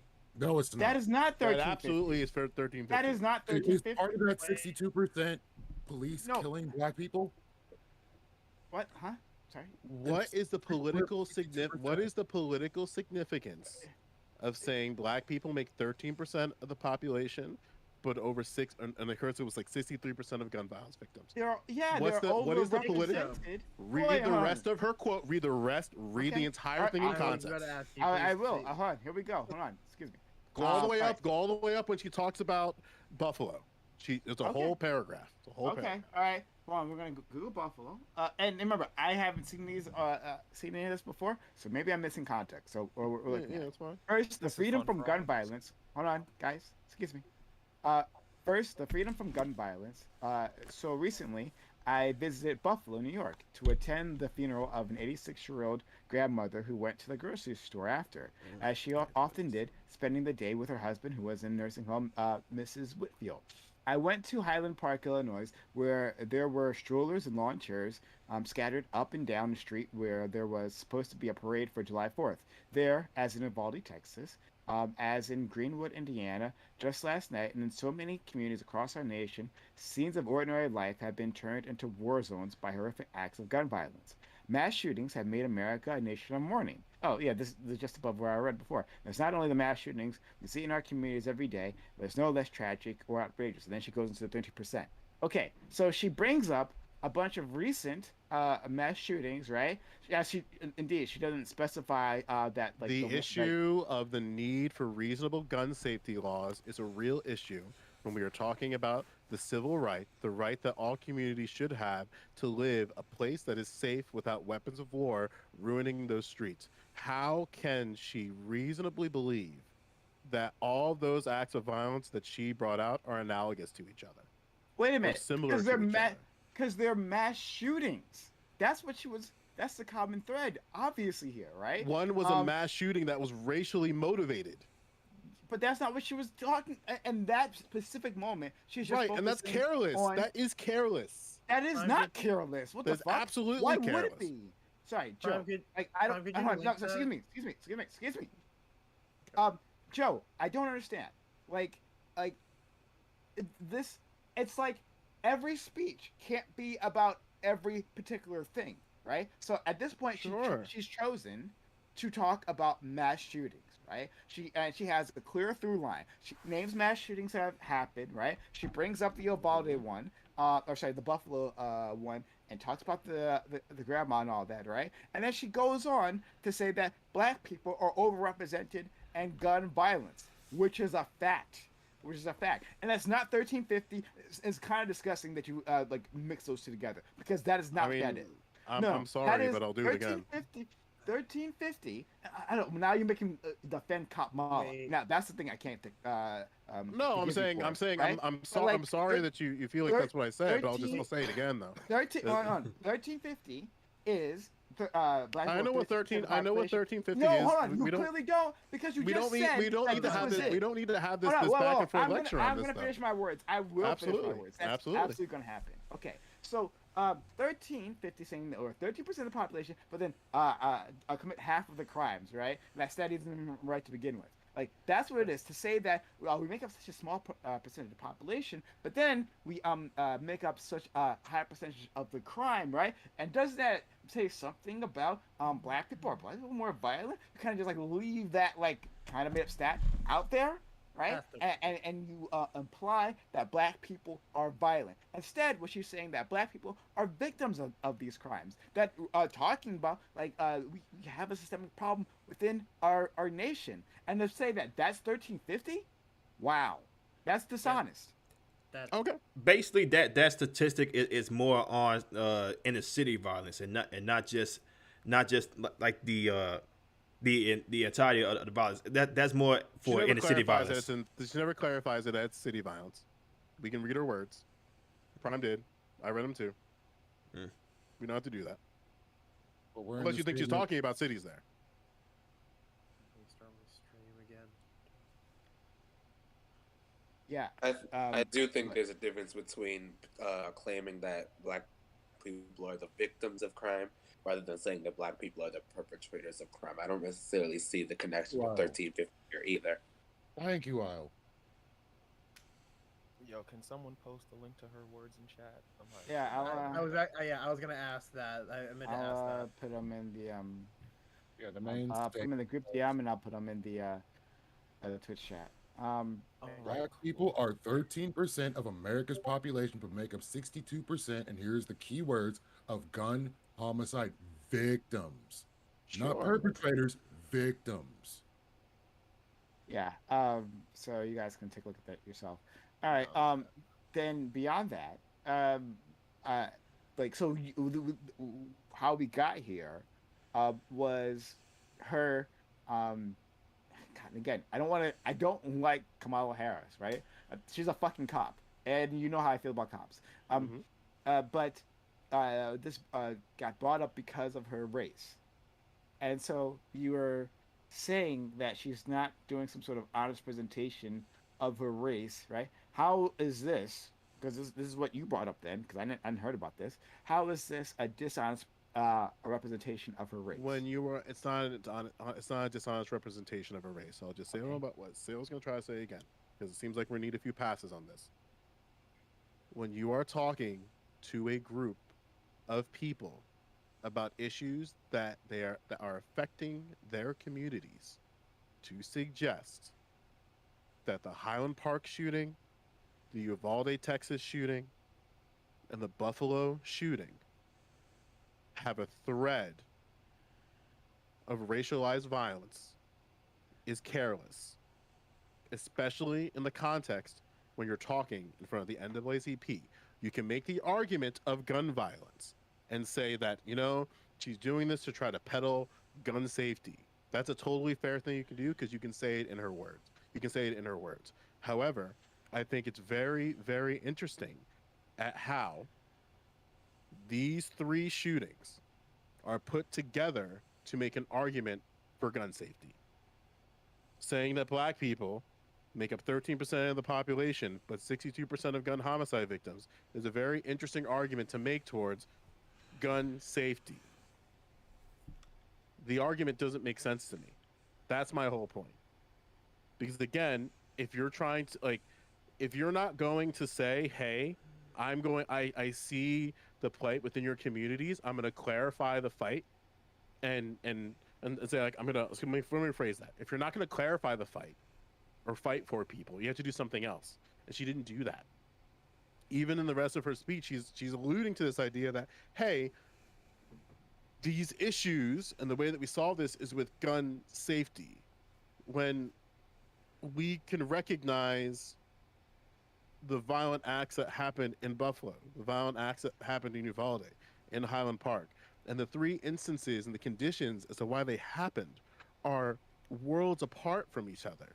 And to put those three together is, to me, is careless. Now, you can, if you're trying to peddle gun safety, I guess it's a thing you can do, but in my eyes, it's careless. I feel You go like first. I feel like there was a weird, like somehow a weird miscommunication or a misunderstanding, I should say, because uh, what Prime had said, what 1350 actually was versus what I heard that as, based off the words, it just sounded like. I'm sorry. Was it? Is it the 1350? Is it The 1350 statistic has saying something no about? bearing in the overall arc to what she is saying. Okay, Huh? then But why? you Then you why brought the up word? 1350, like when you You were said that she was criticizing her. doing that. Yes. And I So elaborated which on is my point. Is there a part of that that got lost?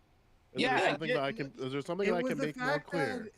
it's the fact that said that 13% of population, which is obviously true, and we make up 62% of victims, not the perpetrator like the 1350 likes to point out. And the issue to that is reasonable gun safety laws.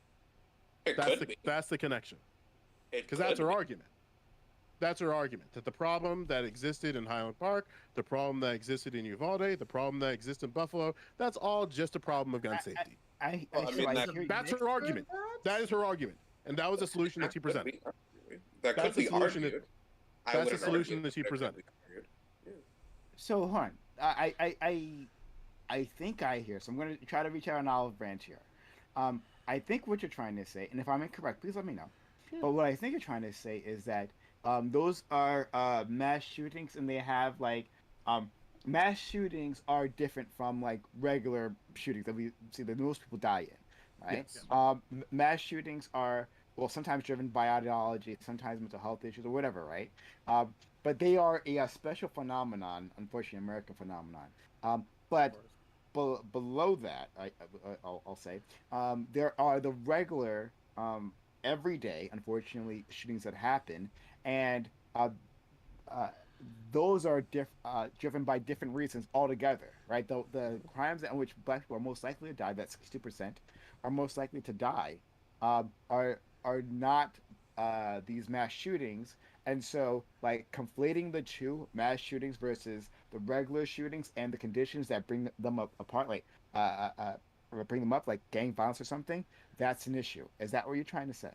Yes, and to make it really clear, because again, I'm not trying to say that Kamala Harris isn't black or any of these other fucking things that people think hear because they're racist and can't understand what I'm taking and recognize that hey, maybe a nigga like any other of you dumb fucks need a couple passes to get exactly what they're trying to say.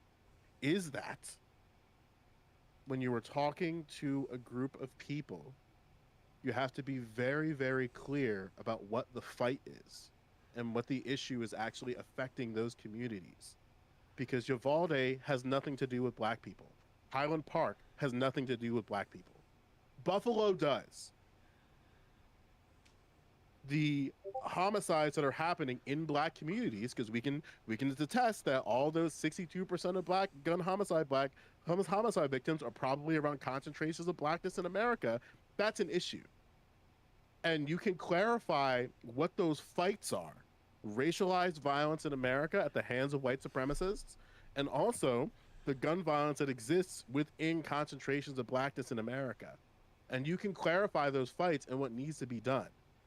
But instead, what she decided to do in front of black people is be dishonest and try to say all these things put together. Here is my solution that I bring to you to the table. And I can't with my heart of hearts like compare Buffalo to gun homicide victims. I think that's just careless. And to do that in front of black people, it just confuses people, in my opinion.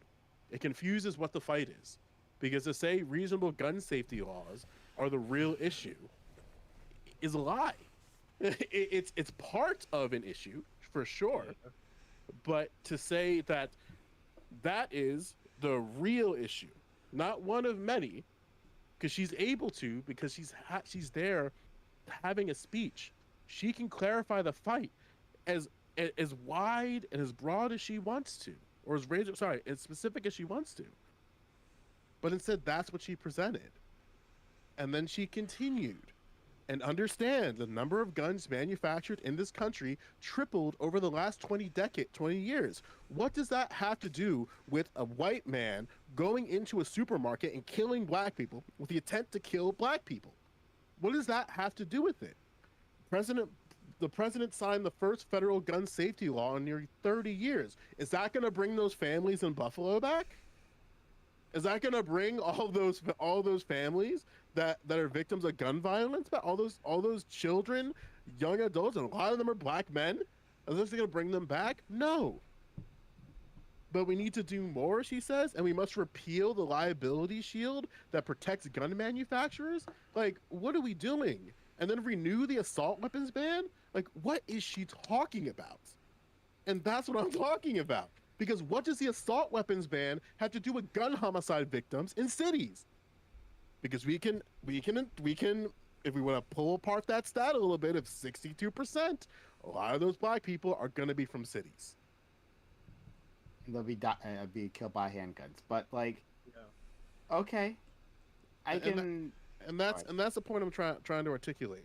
Like, when you talk to these like groups of people, whether it be if she's talking to members of the Desi community, if she's talking to black people, if she's talking to white people, it's foolish to think that the issues within these communities are similar. They're not. So if you're talking in front of them, you have to, at least in my opinion, you have to be specific about the phenomena that are happening. And if you're going to put things together to make an argument for a longer or wider problem, then I'm going to hold you to it. I'm going to hold you to your words. Can I ask a question, Joe? Yeah. Now, like, I'll give you this. Like, it's foolish. It's foppish, even. Like, she's going in front of the NAACP, and she's not going into as much depth as we on this panel would like. I can agree with that. Like, I'll criticize the vice president here. It's foolish. It's foppish.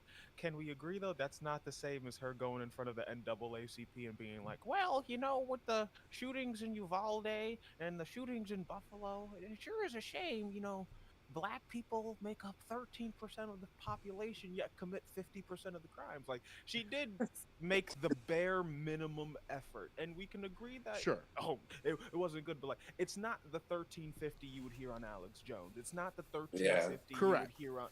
And I think that's where the main disagreement is, because like when you come in here and you say like, "Yo, she did the 1350," that's what I imagine. Some motherfucker being slimy and saying, "Well, they make up 13% of the population, but they."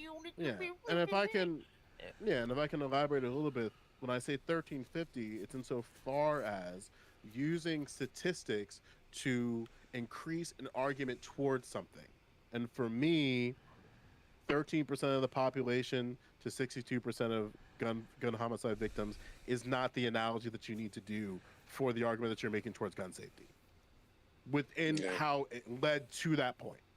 So for me, that's where like I hear that as 1350, because it's not used as a means of some type of constructive criticism about what actually is happening. It's just being used to pander gun control. Yeah, which is fine. Do that. But using that statistic in her argument, it's unnecessary. Yeah, like those incidents literally just prove like why many more black Americans should be open carry, concealed weapons, because in case instances like that does happen right near her, because if it would protect them more, that know that they have some sort of protection against some racist guy that wants to shoot them down because of what they are. We never think twice when we didn't think twice when that one white man, in the face of violence to their church community, blasted their shooter. We didn't even think twice. They heralded that man for his act that he did to protect the people around him. But God forbid, we don't have instances of that within the communities that black people find themselves in, because the culture of guns is different. There isn't a culture of guns that says, hey, black America, you can have this weapon to protect yourself, And in the face of violence, you can use it on somebody as a means of defense. That's not in the culture of black people. It's really not. No. I Should don't know we what should we That's a try gun. to That's a adopt part that of gun into our culture. culture? That is a part of gun culture that is explicitly given to white people. And I have so many instances to reinforce this claim. So But my problem. So okay, like you can say that her words are artful, and I see your point, right? I see that like when designing a speech, to drive a point. Like I studied some of this in in college, right? So like you have to have a very clear like line of thought, right? And she was trying to connect these certain dots to deliver a certain message. Okay, right? And you're saying, well, those dots are misaligned, right? They seem like they're all connected, but they're actually not. And putting them together kind of obfuscates like the real issue. Okay, but like I I mean, sure, she delivered an artful speech, right? That could have been better. That if Joe Lewis had a pass at it, it would have been a lot sharper. Okay, but maybe at least I guess. like it, But yeah, I get your point. yeah, I just don't see that this as a point of heavy criticism. I feel like you could go through a lot of politician speeches and Oh, find the same absolutely. thing. That's like that's I mean like sure we can like I'm picking her pretty hard here. But yeah, I'm in agreement with you there because Obama does the same thing if not worse. Joe Biden does the same thing. Like when he talks about black people and black owned businesses. And his progress on that is currently zero. Right. and, and it's like and I guess like the frustration that I have, like the deeper frustration, I'm like I'd love to get like just try to pull it back to rappers and guns, is that like because Democrats don't have to listen to black people to make their argument as to why you should vote for Democrats. They're able to just kind of talk and navigate in a way of an electorate that they've captured, and they just can say whatever they want, and then any type of like pullback of like, hey, can we like recognize what you say is kind of like messed up? And then it's so always just like, well, where are you gonna go? Like, you gonna be a Republican? Like, you're not. Like, look at them. It's no different than like the situation that trans folks find themselves in. I mean, I hate to do the Captain Itchy Sticky Beard here and bring up trans folks in a conversation about black people, but like trans folks are a captured electorate in the Democrat Party because they don't have any other options. Joe Biden literally said in black people's face that was talking about reparations. He literally said, "I'm not doing anything for you guys. I'm not about to do anything about reparations." And people really thought that when Joe Biden got into office, yay, we was finally gonna get our reparations for like the 15th time that we asked. Like, no, that wasn't going to happen. Who thought that nonsense? What Some Midwestern nigga thought that nonsense? some old ass civil rights leaders or activists. Yeah, that's in quotations. No one in this room. No one in this room, I don't think. No one in my community, not my old ass grandma. I'm happy that Obama. I was hopeful for it. I'm so new to politics. I heard that was a possible thing, and my brain had the happy chemicals going, and I wanted. What reparations? It sounds good. Listen, every time someone says they're gonna give us reparations, know that they lying through their fucking teeth. But they mention it every time because it is doable. They just don't wanna. Of course they don't want to because what? Because why would they? Yeah. If the black vote is basically free for them, why the hell would they give black Americans anything that vote for these white politicians? Like when you vote, don't you vote for whoever's gonna screw you less? The lesser of two evils. No. I don't. That whole. No, I'm gonna be real. I'm gonna answer honestly. Like before I got into politics, like during the middle of the pandemic, like all of us did, and we hopped online and we started talking our shit. Yeah, I was one of the motherfuckers that was 100% like, yeah, you gotta vote for the lesser of two evils, the shinier of two piles of shit. Right. And the more I look into these motherfuckers, it's just like, damn. that got old 50 years before I was fucking born, bro. Like, Oh, the Jesus margin for Christ. shittiness is fantastic. You can't even argue with that. Like, it's literally like a 3% margin of shittiness.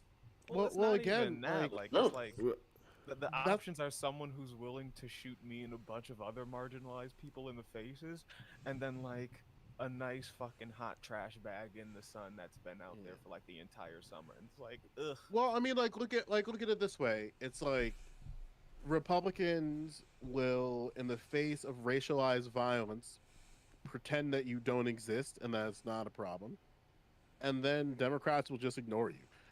Yeah. So yeah. So yes. But- That's what I feel as well. But the way I say it is that Republicans don't want the black vote. Well, Democrats abuse the black vote because it's our vote that puts these politicians in office. And Republicans don't want black people to vote. God, there you go. True. well, you can say that too. And it's these liberal politicians that always come out here and claim that they are advocates for Black Americans. They want to actually help out Black Americans, but then a lot of policies that they create is it mainly helps out the white liberal ideology that has no benefits for Black Americans itself. And this is the same way like you can come to like the rap genre. You have some people in that HQ that runs the rap game that says, yo, this is the same thing with the NBA as well. You get these guys right here, have them do this, and don't have them do anything else. And that's when it comes to like the rap genre. Hey, you want to make it big, then you gotta talk about shooting. You gotta talk about drugs. You gotta talk about clubbing. Like that's the main thing that like a lot of Black Americans do in the rap genre in order to make it big and like a whole get rich quick scheme. And a lot of people keep on signing into that because they are so just rushing to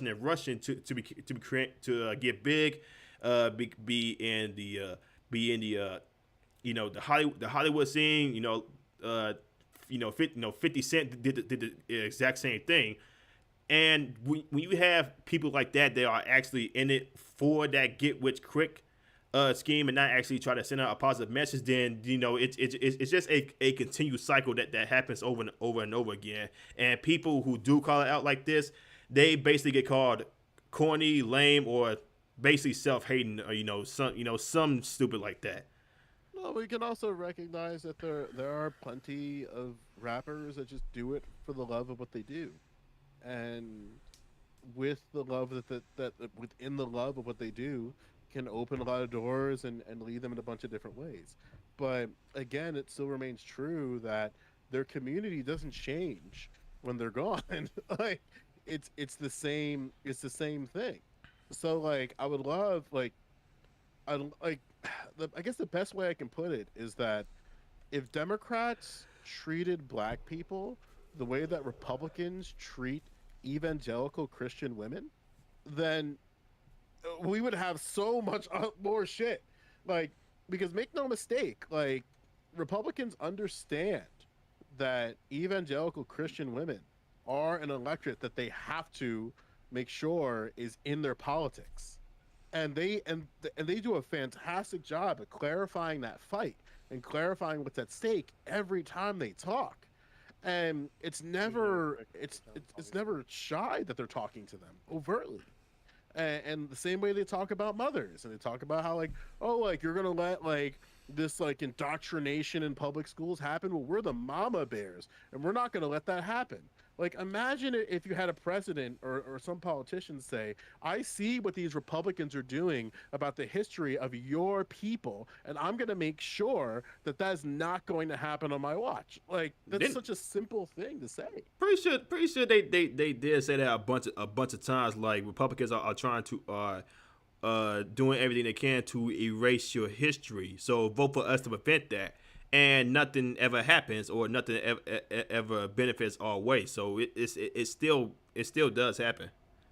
Well, yeah, but the point I'm trying to make is that like, how are they going to try to stop that? Because they never point to pieces of legislation or actions as a means of saying like this is how we're going to do it.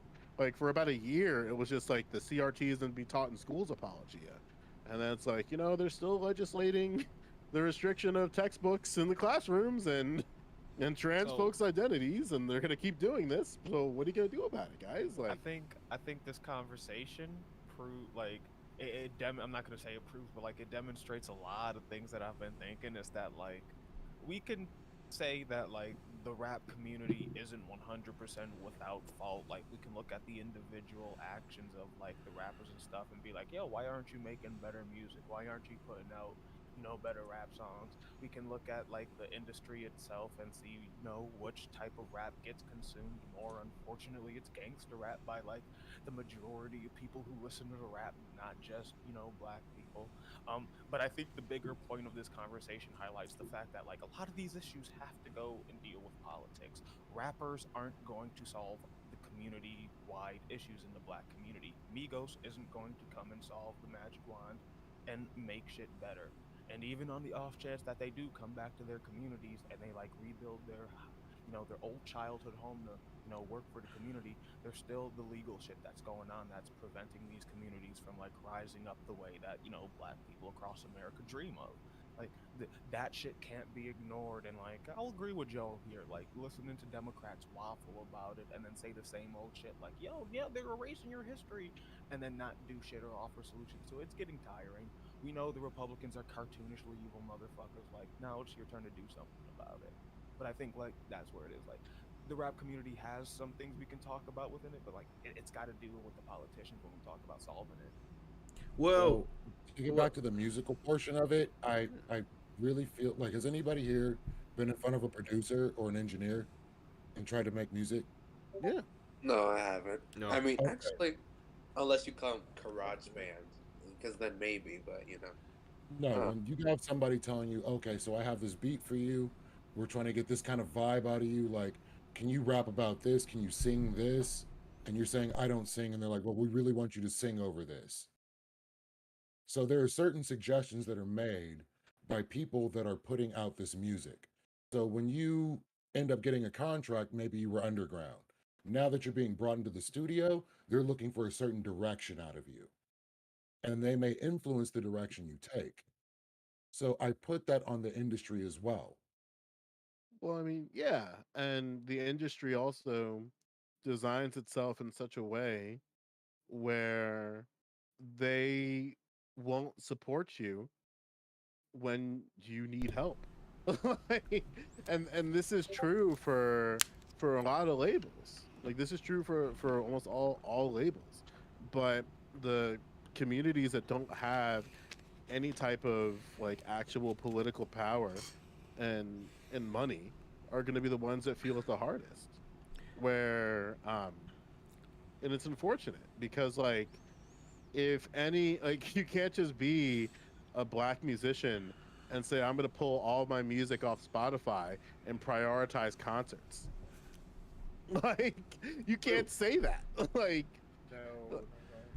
like you can't like and then on top of that like you can't say hey I'm in some type of trouble and I need some type of assistance to get myself out of the situation. Labels don't give a shit. Like Shut up and sing, bro. That's yeah, what it is.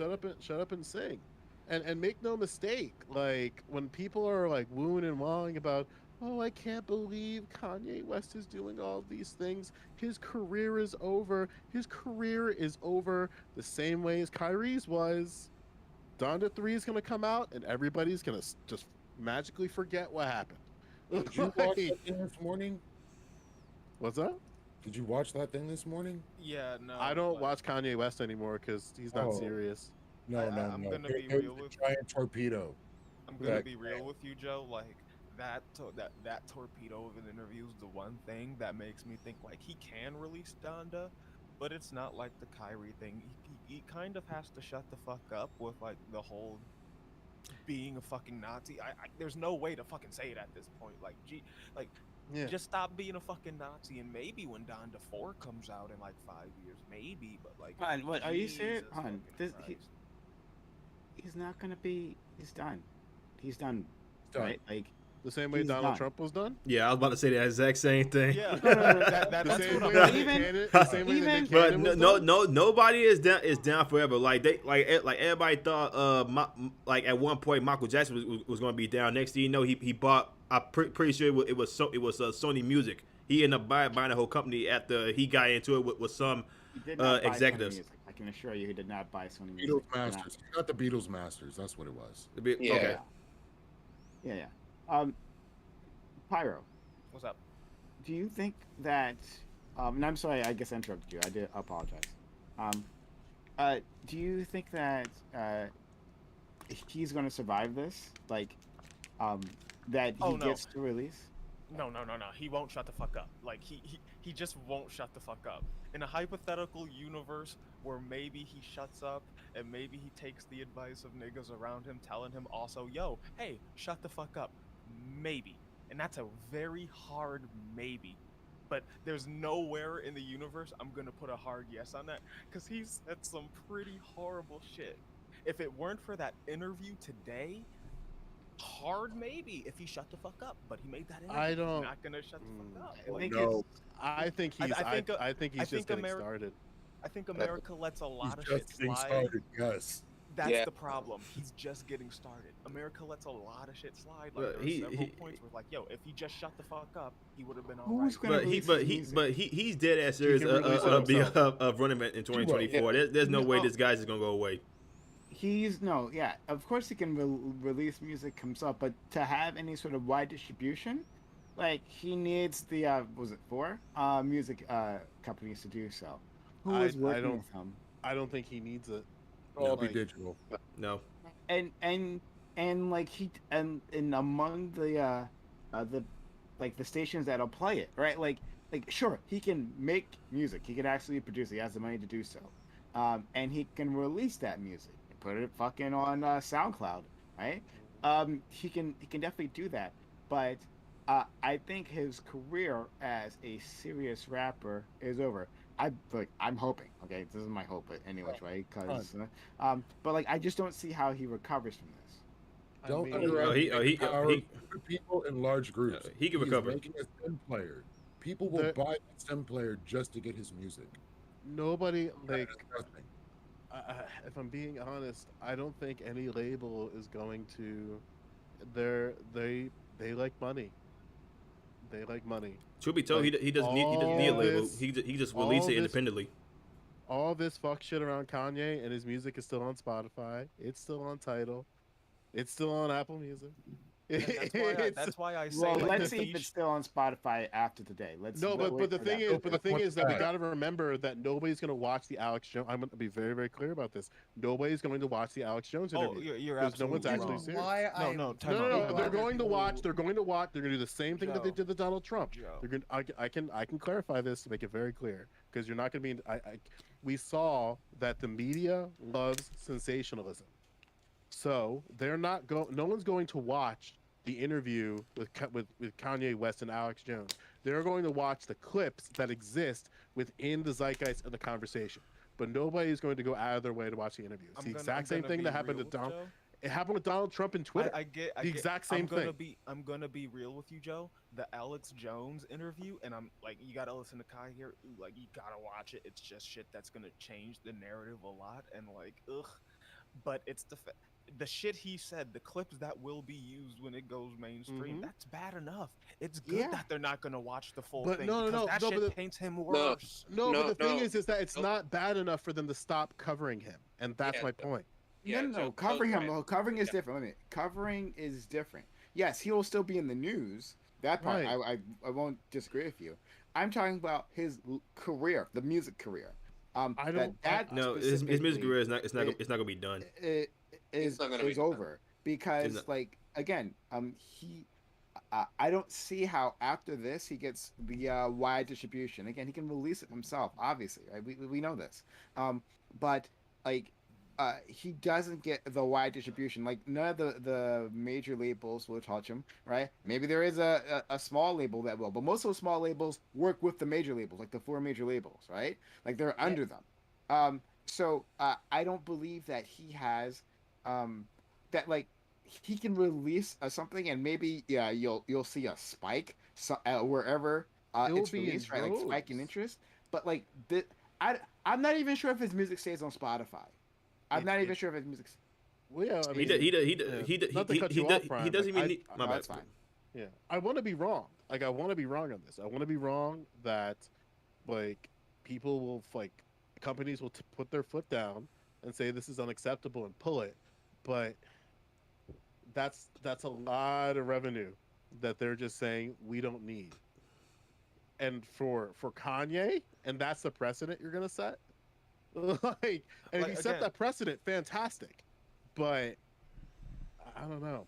I'm just saying, Joe, if he doesn't shut the fuck up, he's not being let back in. If he Yeah. shuts the fuck up for a little bit, maybe I will give you that. Maybe that happens. But I he's mean, the not same thing gonna happened shut with up. Mel Gibson. He was critically And panned It, for it marriage. happened with and Nick Cannon. Nick Didn't go Cannon. that And, hard. yeah. Nick Cannon called melanated people, he called Jewish people savages, and he never lost his jobs. Well, How long did he actually He bought was some on the companies. That's mask. He How was on the vocal is Masked Singer the entire time. They never cut him. yeah. But That's then when Viacom was like, you know what, like this is our stand, he complained for his show back, went on an apologia tour with talking to Jewish leaders, donating money, and shutting the fuck up, and then they gave it back to him. And it's like he didn't change. I hate I have to say this, but someone in Prime's chat just made a really good point, and it boils down to three words that Kanye said repeatedly. I love the certain German guy from 1944. He said that Yes. repeated, like no one else has And ever like quite reached and that again, bar of like saying the quiet part out loud. Bro. yeah, That might hurt Kanye a lot, bro. That but might hurt. He said like, "Yo, the fucking the bad guys from 1944. There's things you can like about him. Like he might not make it back from that. Like that's the quiet part out loud. That's what all these motherfuckers were hinting at, and they knew not to say that part out loud." As bad as you might think them to be, as evil and they know not to say the quiet part out loud. That's why Tim Pool got so offended. That's why Alex Jones is turning into a beet red tomato. Because Kanye's just out here being like, no, no, I love Darth Vader. I love the bad guys. Like I love the Empire. Like that shit is. And that's why I say maybe, because this interview came out. Had it been but before the also interview, too, like I mean, if we this is you know what, fuck it, you gotta watch the interview. This argument I you watched can't it twice. Like, So I get to watch it fully. I might don't. watch on it a my third stream. time, bro. Like, Like, listen I to might the watch it on like, my stream. I have it I mean, like, recorded. it is funny though. It's that like we expect people to take a hard stance on Hitler, but then praise like the Andrew Jacksons and Jane Madisons of the world. But we're not there yet. I get it. We're not there yet. We're licking our wounds. We're not there yet. Maybe But, we'll get yeah. there. But I, I don't know. You made a scary argument there. I thought you didn't see the clips, but like you're saying you did see it. Okay, well then yeah, I'll no, I take saw care the. of I that. watched the. I watched the Everybody entire should thing. know. Yeah. I watched the you entire saw thing. the entire interview. Then wow, Joe. Yeah. So It's bad. look, I'm not trying to make it seem like it's some lollipops and rainbows. It's no, really no, I agree like- with you.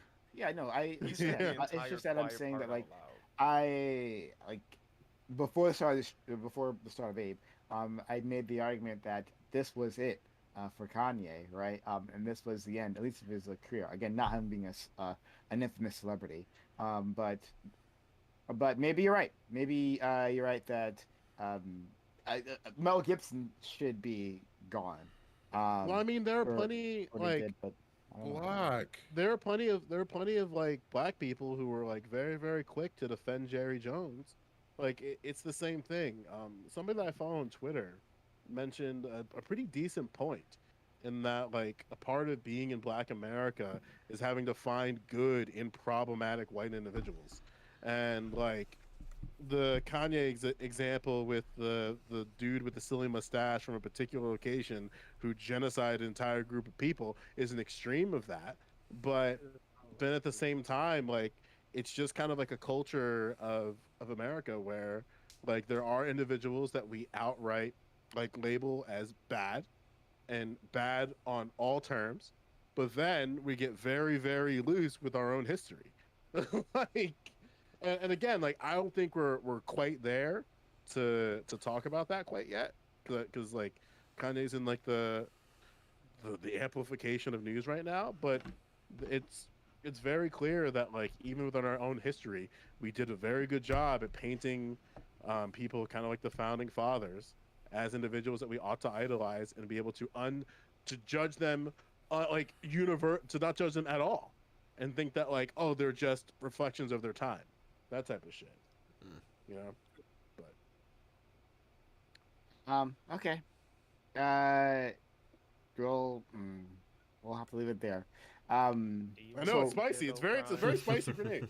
Do you want to leave it there, Prime? You look like you have something you want to say, It's a very friend. spicy grenade. Ooh. I mean, no, I have no idea. I want Kanye to be done. I I do desperately too, want man. him. He's a garbage human being. I've been saying it for a while, and he's proven it today, right? I'm patting myself on the back, and I'm going to go on and get an apology from the people who said otherwise on this stream. I'm coming for them. But Yes, you um, for me. I'm on your yeah. side. Don't worry. But we'll see. It's just that like I, I guess there's a world in which he makes it back from this. After How's this that I work? feel interview, like like this is something different from all those others because you could, uh, I don't know, I, I don't know. it's Maybe I'm simply wrong. put, he's saying the quiet part out loud, and No, no, no. He picked up a team of nationalists. He picked up a pedo apologist, a white nationalist Holocaust but Kai, denier. you know the He funny got part a about it. team. Kai, you know the funny part about it? Go ahead. No one's focusing on that. They're focusing on what Kanye said because he's saying some really horrendous shit. Oh, no, they're shitting on Trump too just because Yeah, Nick was there. Just because I Nick was mean, there, he's catching shade from McConnell, from all these different Republicans. So uh-huh. the people that Kanye has aligned himself with, I'm going to say the Legion of Doom. Um, Don't give them that name. I This like is the the Legion of party Doom. that doesn't believe Yeah, systemic right. racism is real. By the way, this is the party super that villain. gaslights black people on systemic racism. Like that's the irony of it, where it's like Great. they'll parade their man. No, I digress. Okay, well then let's just keep it moving. Yeah, Oh next. Um, boy. okay, so thanks everyone Right for back. stopping by. We're gonna go on to our next topic here. But if you are enjoying this content, if you've stumbled upon us and you like what you're hearing, or it's fun, or it annoys you, or any of those good things, right? Hit that follow button. Hit that follow button right now. Make sure notifications are on so we do this all the time. Don't want you to miss out on any of our content. Experts with social and chat for our social media. Yeah, we got a lot of it. We got Twitter because it's still around apparently. Discord, where everything happens here within Discord. So be a part of that and our offline conversations. TikTok and YouTube. That's where you find the VODs. Like, comment, and subscribe. Also, if you really like what we're doing, help us out by subbing to the channel. Just $5. That was a whole bunch. So thank you so much. Ice cream, ice cream cake. I didn't get to say chance before, but thank you for gifting a sub, our first sub gift of the month. It is the first of the month. If you want to be at the top of the leaderboards, now's your time. So consider how about the channel, send to the channel, just $5. You get our emotes, you get our ad-free viewing, no ads whatsoever. In the channel, when you support us in that way, and you'll be keeping this whole thing alive. So consider helping us out. Sub to the channel, get bits to give subs. Thank you, Crowdsource Politics, for the raid. Um, okay, so we'll go on to our next topic here. Topic two. Since the dawn of social media, there has been a lot of discussion on the subject of catfishing. People are always misrepresenting how they appear or who they are. But what actually counts? Does a woman wearing a weave or a wig count as dating, as on a dating profile, count as catfishing? Does a guy who always wears baseball caps to hide his baldness count? Is lying about your profession or embellishing your income catfishing too? So yeah, we've you're not unfamiliar with this. It's someone trying to hide who they are, and usually you hear stories of like, well, yeah, it's a dude and he's talking to some unbelievably beautiful girl, And he finds out it's like a middle-aged guy out in like fucking Nebraska or some shit. I'm not me. Sorry, Nebraska. But like this is your general things. But like people have expanded this term. It's like okay, well that's obviously um something that's problematic, right? Being like a literally completely the reality being vastly different from who you actually are, making up a brand new person. But people do little things to change their appearance to make themselves look better. That could be deal breakers. There are things that you can change about yourself for your partner that otherwise they wouldn't have accepted. So is that catfishing? So we'll go around for intro. Start with our friend Joe. Yeah, man. I'm not there at all when it comes to catfishing. Like, it's just another like catfishing is just another form of grooming, and I wouldn't put it in the same line of like I wouldn't put like wearing a weave on the same line as catfishing. Like, there are people who have like like who are uncomfortable with their appearances and present themselves in a certain way that is how they feel comfortable. But like, I think that people should be able to dress however they want to and wherever they want to in order to feel comfortable in their own bodies. I do think, however, it is unfortunate that a lot of men believe that by women wearing weaves, by women wearing makeup, it's an honest representation of who they are. Um, when men misrepresent themselves in a lot of other ways, whether it be their height or their financial status or lack thereof, or their even like the actual intentions as to why they're entering into a relationship. Like, I think men are way more dishonest than women in a lot in very particular ways. Ooh, spicy. Ira. Yeah, so I'm just gonna be the honest one of the panel, and I'm just gonna say right now, you gotta kind of separate it, right? Because if we're talking just like hookups and one night dealios, yeah, kinda.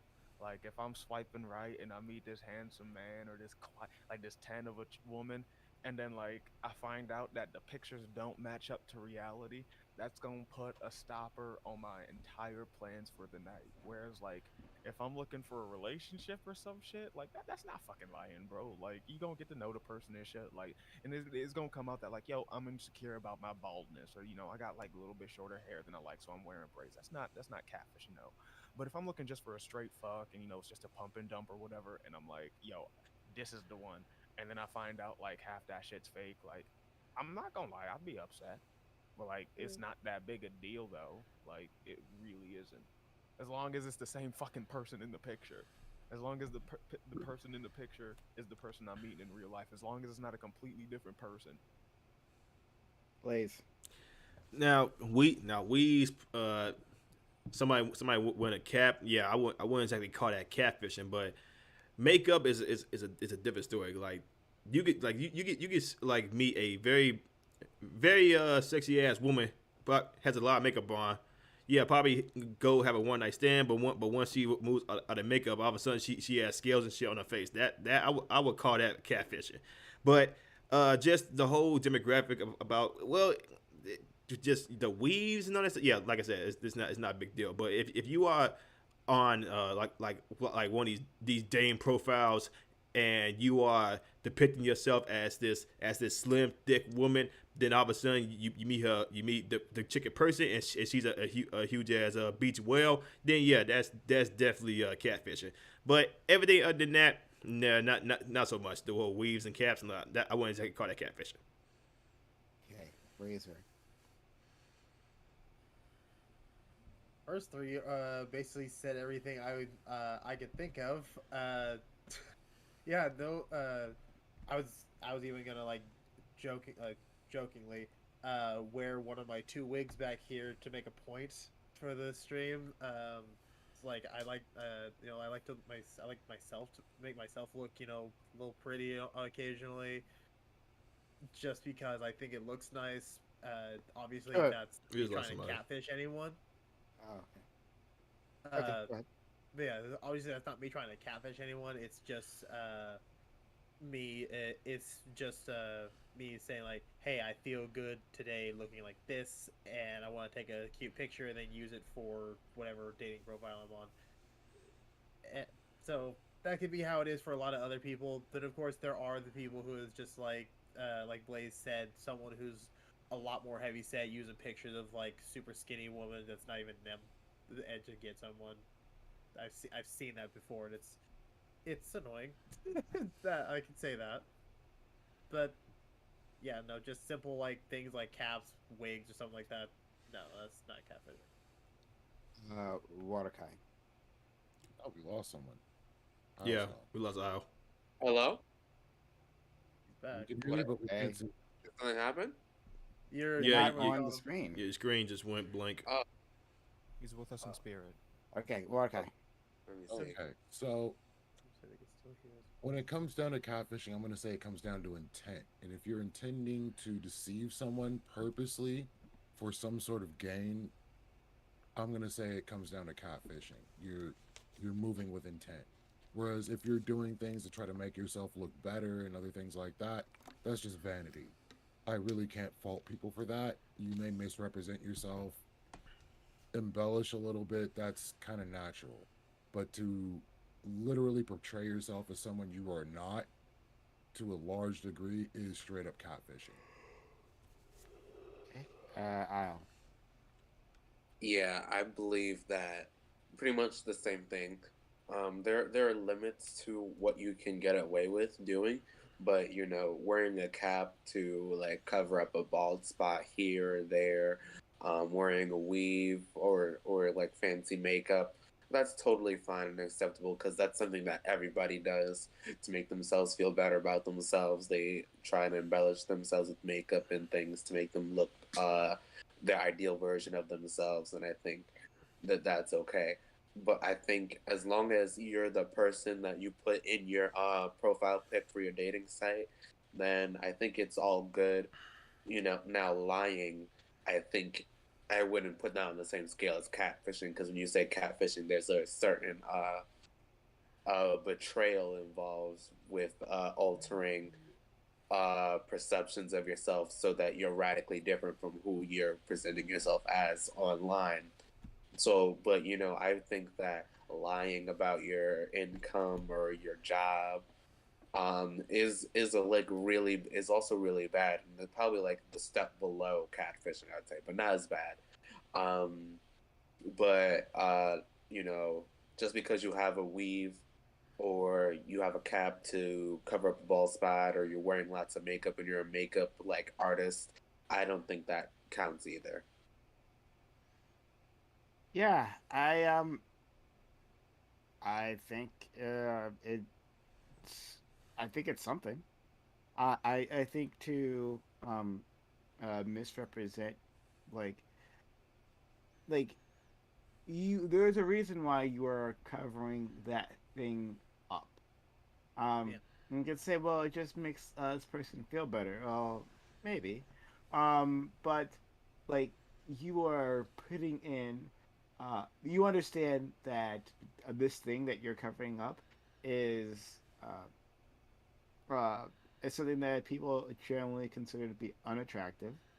And so what you do is like you take misleading photos, or you uh, use some sort of way, something to obscure that, right? That you know that would otherwise be a deal breaker.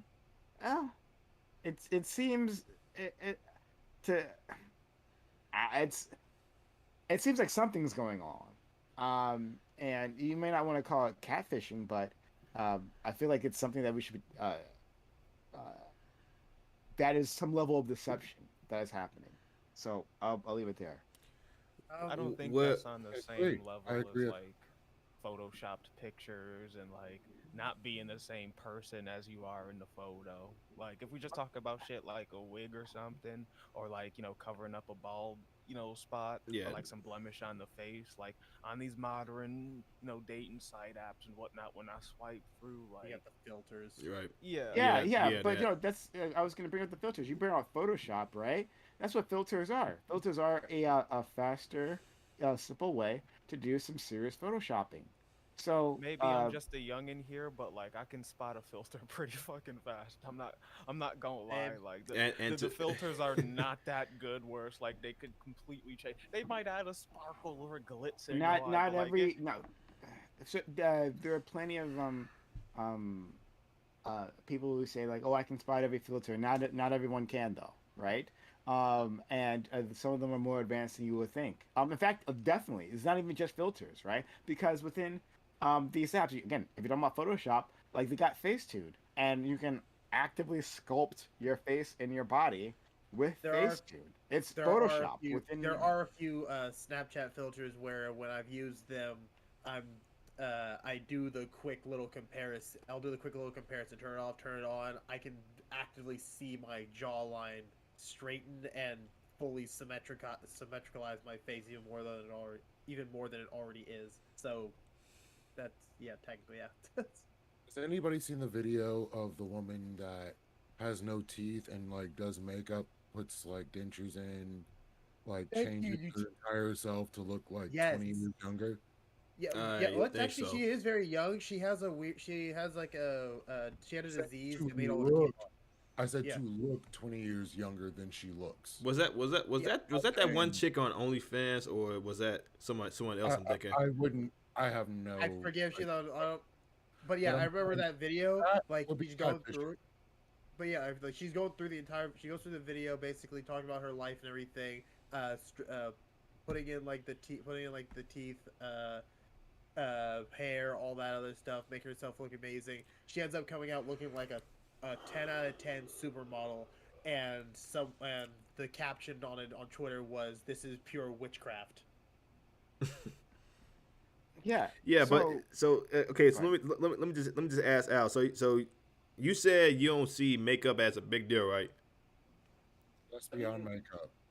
yeah, it's you have to be a bit egregious with it before I'd say that's a catfish, because like everybody puts on makeup these days to make themselves like the best version of themselves. So Okay. I mean, unless you're like a Okay. high, Okay. high Hollywood artist, you're not really like catfishing with makeup, are you? Okay. So let me ask you this. This one you see you meet a girl. She has all this makeup, makes her look like Halle Berry. She wipes all that makeup up. She looked like Denzel Washington. Would you consider that catfishing? Would you not consider That's that a catfishing? drastic. That's yeah, that's so drastic, man. You talking about you That's, wiping the makeup away and there's a completely different motherfucker under there. That Nah, would be good. Yeah. construed as like It's That's not yeah, but lady like Nah, to cause that's what I just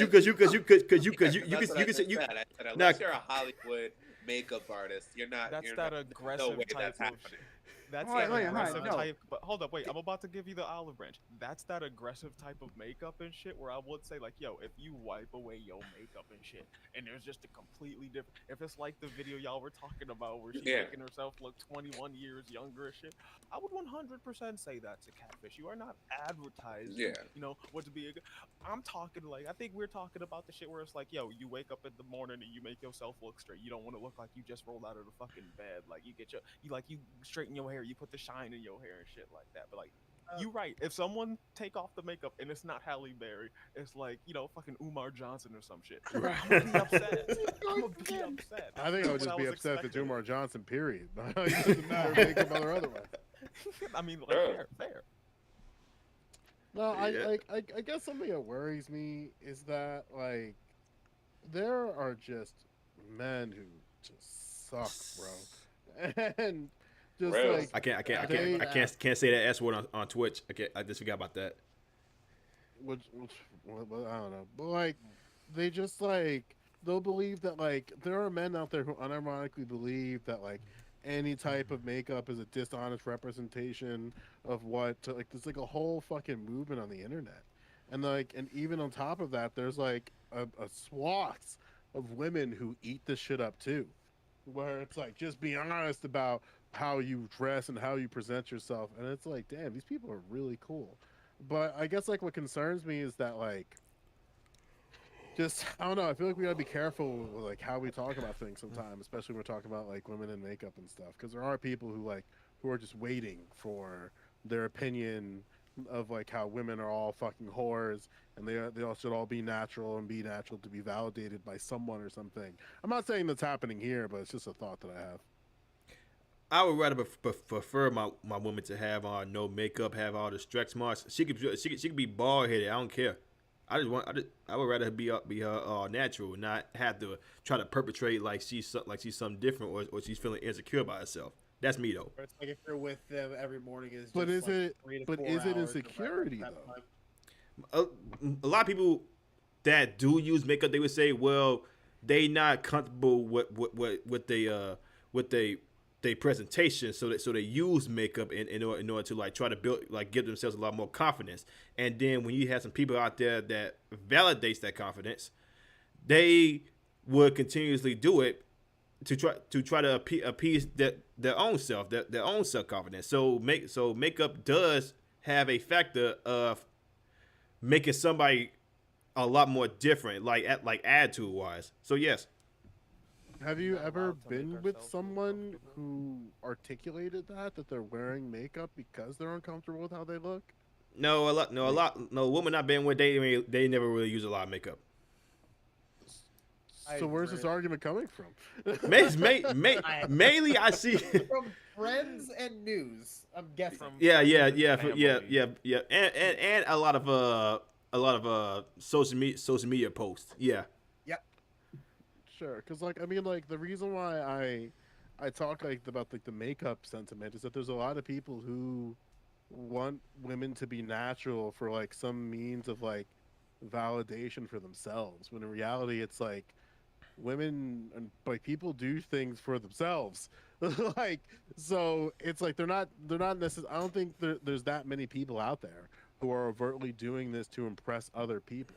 They're just doing this so that they kind of feel comfortable with themselves. But there are people who just like interpret like makeup as like, see, they're lying to the world just to get partners, fucking whores, and then like I you know. get all the pick me's I'm in the not on back that. saying like, I'm not on that at all. yeah, I know, I know what you mean. That's like, Bring up something horrible. yeah. So recently, an officer catfished a 14 or 15-year-old in I California. know this story. Yes, yes. And after catfishing this girl, came to California and murdered her family and burned the house down. What? God, Yeah, I let her read ride. that. I Segue, read bro. about that one. That, I would say is a prime element of catfishing that is the pernicious problem. Right, Was this but person like wearing makeup or like? I'm sorry, it's just an extreme example to jump to. Like, yes, in this No, example of actually, catfishing, this he went to her, house and he burnt her house. I've read the no, story. It's a very disturbing fucking story. That's why I'm saying it's a bit extreme because that's Yeah, no, usually that's not the actually- end result of catfishing. How That exactly brings up a question I had. catfisher? that actually brings up a question I was wanting to ask. Because so far what we've been saying on catfishing has just been they look different than what they actually are versus they act different than what they actually are. The catfishing of your personality, you pretend to be someone or something that you're not in order to lull them into a sense of security. Would that make sense? Does that make sense? That's just straight deception. well, Right, don't that is definite. That is by definition grooming. Yeah, I was just Like, about to say, isn't that literally just grooming? Like, Yeah, that's by tricking someone definition and lying grooming. about yourself to Yeah. lure them under a sense of suspicion, and then you like clap the trap when you do some horrible shit like kill their And family. I, And burn if their anything, house I think down. that's what it sounded like. What that cop did.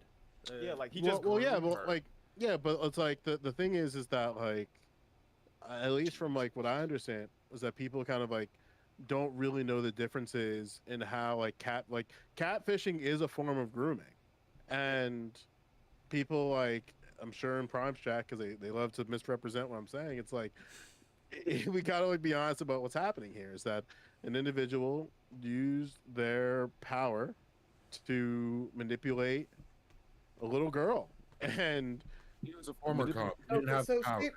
Okay, so Catfish. I see like what you're saying in terms of like catfishing is a form of grooming. I just don't know if that would be a good thing because most of the time when they're talking grooming, you're talking like to a child. Like I think we've been talking about in terms of, like when it comes to right, age, but we to can adults. yeah, but we can recognize that like grooming is manipulated behaviors and abuser uses to gain access to a potential victim and coerce them to agree to that abuse. okay. So And like that's what happened here. I mean, like there's like catfishing in an online setting of like the idea of like fake profiles and stuff.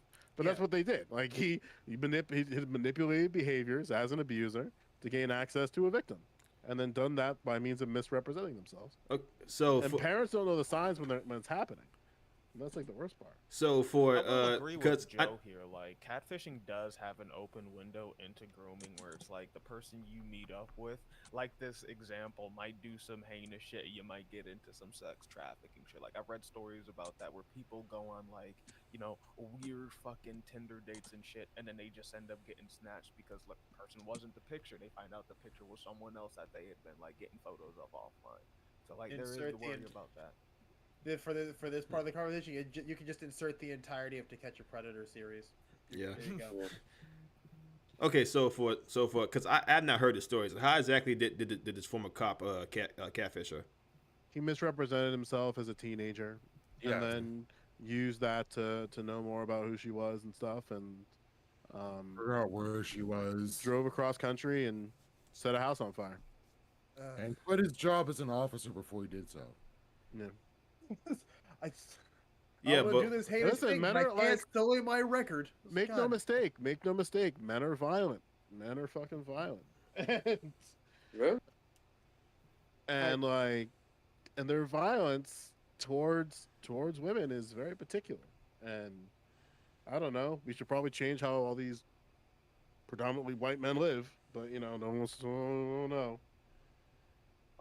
Yeah, I mean, I don't know. Look, yeah, that's super bad that level of catfishing happened. But Yeah. I mean, no one here would disagree on that's a thing. The point of this is to test of this conversation is to test the edges of that, right? What are the boundaries? Yeah, I hearing think it's that fair to story say feels that- like we should bring Chris Hansen back. Well, there's So He's it's old, let him fair. rest. Hold on, guys. It's fair to say that like there's some things that people can do about themselves to enhance their looks that it should be considered fair play. Yeah. But I'm trying to figure out where those points are, and if there is a woman, right? And I'm just I don't mean just to pick on women. I'm just this example is top of my head. No, I get it. This is a hetero safe space only. I want I to don't tell know space. Okay. I'll shut up here. This is not my space. But if there's a woman who's bald for whatever reason, right, or has almost no hair, right, and in all her pictures she has like luscious locks, and a person decides to reach out to her and connect with her, and is would otherwise not do so because they're not into that particular look. Like, how would that not be a level of catfishing? In fact, I have a spicier example of this, so I want to say that later. But like, at the very least, is that not deception, right? Now, if she had like one photo of herself for her natural state, right, and then others like she's like playing around with wigs or whatever what she wants, right? Well, then hey, she's clearly stated, shown you like what it is, and you can decide from there, right? But is she doing it as a means to look for other people? On a dating profile, yeah, we're talking about. Is this. it? I Is need that to it make that though? clear. Like that's hard to prove, because like if somebody has a condition that they might not like, they want to just I don't think people are. I think that's a really hard thing to prove, man. So, like I'll take like a crack at it. yeah. Like, I think in that situation where it's like you said a nearly or completely bald woman, she's got like luscious locks in her pictures, like multiple pictures, just so we're clear. Like, I think in that case, like if the topic comes up and you compliment her, you talking about it, like, yo, you got some beautiful hair, like, you don't even have to tell me your condition, like, just no, it's a wig. yeah, like, tell me it's not real, so like in the middle of sex, I'm not trying to pull your hair and like that shit come off. Then things is gonna That's get the best awkward. part. That's why I think It's not the best part for a woman, bro. If, like, you fucking her and then like her fucking wig come off, bro. Like, nah. I wanna don't make know, sure I Pyro. take the steps No, to then you make st- sure no, that then you you st- don't- man. I Can don't, I I interject? don't, I don't need to know your ailments. just I let think you it's know. I think it's Well, up to the true. partner to Good decide point. if it's appropriate to disclose the information. Yeah. Well, Because like this the very idea that like because like let's be real, like let's be honest with it, like there are men who would assault women for that type of level of dishonesty and think that Yeah. that's a bridge too far. So it's Which like I think it's up to the person if they feel comfortable enough to disclose that information. what um if a person has a genetic defect and they had it surgically fixed and did not tell you about it before you married them and wanted to have kids with them? Wait. Do you mean I'm like Now we're just sorry. trying Wait, to what? live the Wait, hypothetical no, we're Wait, shit on talking what? about women. hair. Time Now out. we're trying to live the hypothetical shit on women. Well, this You're happened- loading a hypothetical. Yeah, I got lost right there. it's It's actually loading. happened in my life. Yeah, I'm but just it's like, loading the hypothetical to a point where it's like, if I got to a point where I'm about to marry this person and induct them into my lives, yeah, I'm gonna We're be kind talking of mad. dating. Like, if I'm gonna be marrying someone, I'm gonna be upset from the time that we're dating and that we meet up that you kept something this important from me. Of course, that's marriage. In the context of dating, nah, probably not. Like I've So dated people. I have a That- friend who I have a friend who always has the who has the philosophy of dating is just like a job interview. You literally Guy you sounds really cool. it's a woman. She sounds Oh, very even very better. cool. Yeah, I mean, she's girls, women are pick Here's me, my so go on. There are pick Here's me's No, my out there, so go on. references. Here's No, my no, cover she's- letter. I got my suit and tie on today. Like I'd No, love to apply that's for the it's sexual intercourse. no like no that's the thing. And I completely understand what she's saying because what Men are you're shit, basically yeah. doing basically what you were doing is you show up, say, hey, I'm the best for you, here's what I can do for you, here's what you can do for me, here's the thing, here's how we would fit together. Basically it's basically like saying, hey, there's no way that if you're gonna find anyone else because I'm the man for the job or I'm the woman for the job. Like you, at least that's the way she looks at dating as a job interview in that sense of like I mean, I can be the best. I can can't be the best imagine. thing for you. Yeah, I can't imagine what it feels like to.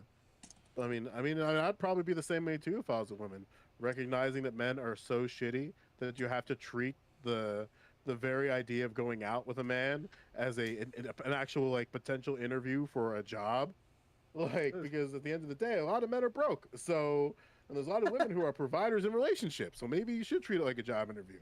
Um, I'm, I don't know. I, It's cool. we're just talking like in but- terms of we're just talking like we're talking just like in terms of like just wanting to look out for the personality. If they what they look obviously what they look like is obviously always the first thing people think of, which is why we started off with like getting tricked based on someone wearing a wig or wearing heavy makeup to make themselves look better. So I feel like I feel like that idea of just treating dating at first like almost like a job interview in the sense of finding out everything you can about the person before you decide I want this one. It Well, ends up saving a lot of time. A lot of time. has anybody heard about the new Liver King allegations? Or know about the Liver King? Is the Liver King? No. Okay, this dude like is a fitness influencer that claims he has a fully natural physique and eats raw liver from animals that he catches in the wild. Oh, I've heard that name before. and just- Giant what- bearded man who has ab work done on him, like he had the fat sucked out of his abs, the whole deal. And he's selling fitness products. That's cat. So he's Yeah, he's a that's- liar making money. Yeah, I would It's consider that catfish. recently- Fucking liar. Recently, it came out that he spends about 15 grand a month on steroids. Yeah, he's a grifter. So like, not only is he a liar, he's someone that like pumps themselves full of steroids. Like he's lying to a bunch of people and he's scamming them out of money, to pay and go like hunt animals in the woods and eat their livers. But like, that's like a Didn't lot that of kill you? catfishing. That's a massive level catfish Yeah. right there. That's Yeah. a catfish. No, That's Yeah, not- that's- I mean, he's that- not that's- presenting himself the way to fuck people though, like and try to like. He's doing things. That's Wasn't the thing. Catfishing doesn't always have to mean you're trying to trick someone for sex. It can mean what Waterkai is talking about here. It can be someone grifting. Hey, I'm big buff man, and here's my 10-step program to make you just as big and buff as me, while they're And we sitting there can just taking steroids and because we Yeah, so we can just liposuction. call it grifting then, right? yeah, Like, that's what I call. That's what I was saying. It's just basically grifting, Yeah, but like it's I guess grifting. grifting It's is lying. grifting yeah. is I guess like catfishing, if anything, is it's almost like a word tree, with catfish at the base, and it has the branches grifter, grifter, groomers, and all this other stuff. It's just different branches of catfishing. I would never put I would never put grifters in the same place as groomers. They're the same place. They branch off of the same general work. I think they're on They're, totally different. well, no, no, like, no. I architectures. get what Razor's saying. They're on the Yeah, I get what you're same. saying. They're on the same Yep. branch, and that branch is like lying and being a piece of Dishonesty. Yeah, dishonesty. But What's then the there's Venn diagram here? there's that level where this motherfucker comes in where he's just like taking it to another level. Like he may not necessarily be telling the people he fucks like, yo. I didn't this say is what I- same branch. I said different. They're different branches, but Oh, it's okay. from the same base. It's the Right. same base. There's a level. There's a level of There's like a settled idea of masculinity that says that you have every right to lie about how you got here, and it doesn't matter how you got here as long as you present in such a way that looks so ridiculous that people will believe it, and people believe that a grown ass man is. Was that? I go out and I kill my deer and then I eat only the liver. And this is how I look. It's terrible. Peru. And it's like, all right, you must be really cool at parties. I like, who hurt you? I'm not my letting friend? I'm not letting you around my pets. That's for damn sure, bro. Like that is for damn sure. They have livers. Yeah. My So I animal- want. My animals want their So- livers. Yeah. So I wanted to limit this conversation to like the dating thing. That was like the point, right? Okay, that's Sure. So, like, back to a bonus, and this counts for women, sorry, men too, right? Men who are hiding the ball. Like, if a guy was wearing a toupee and was actually convincing, I guess, right?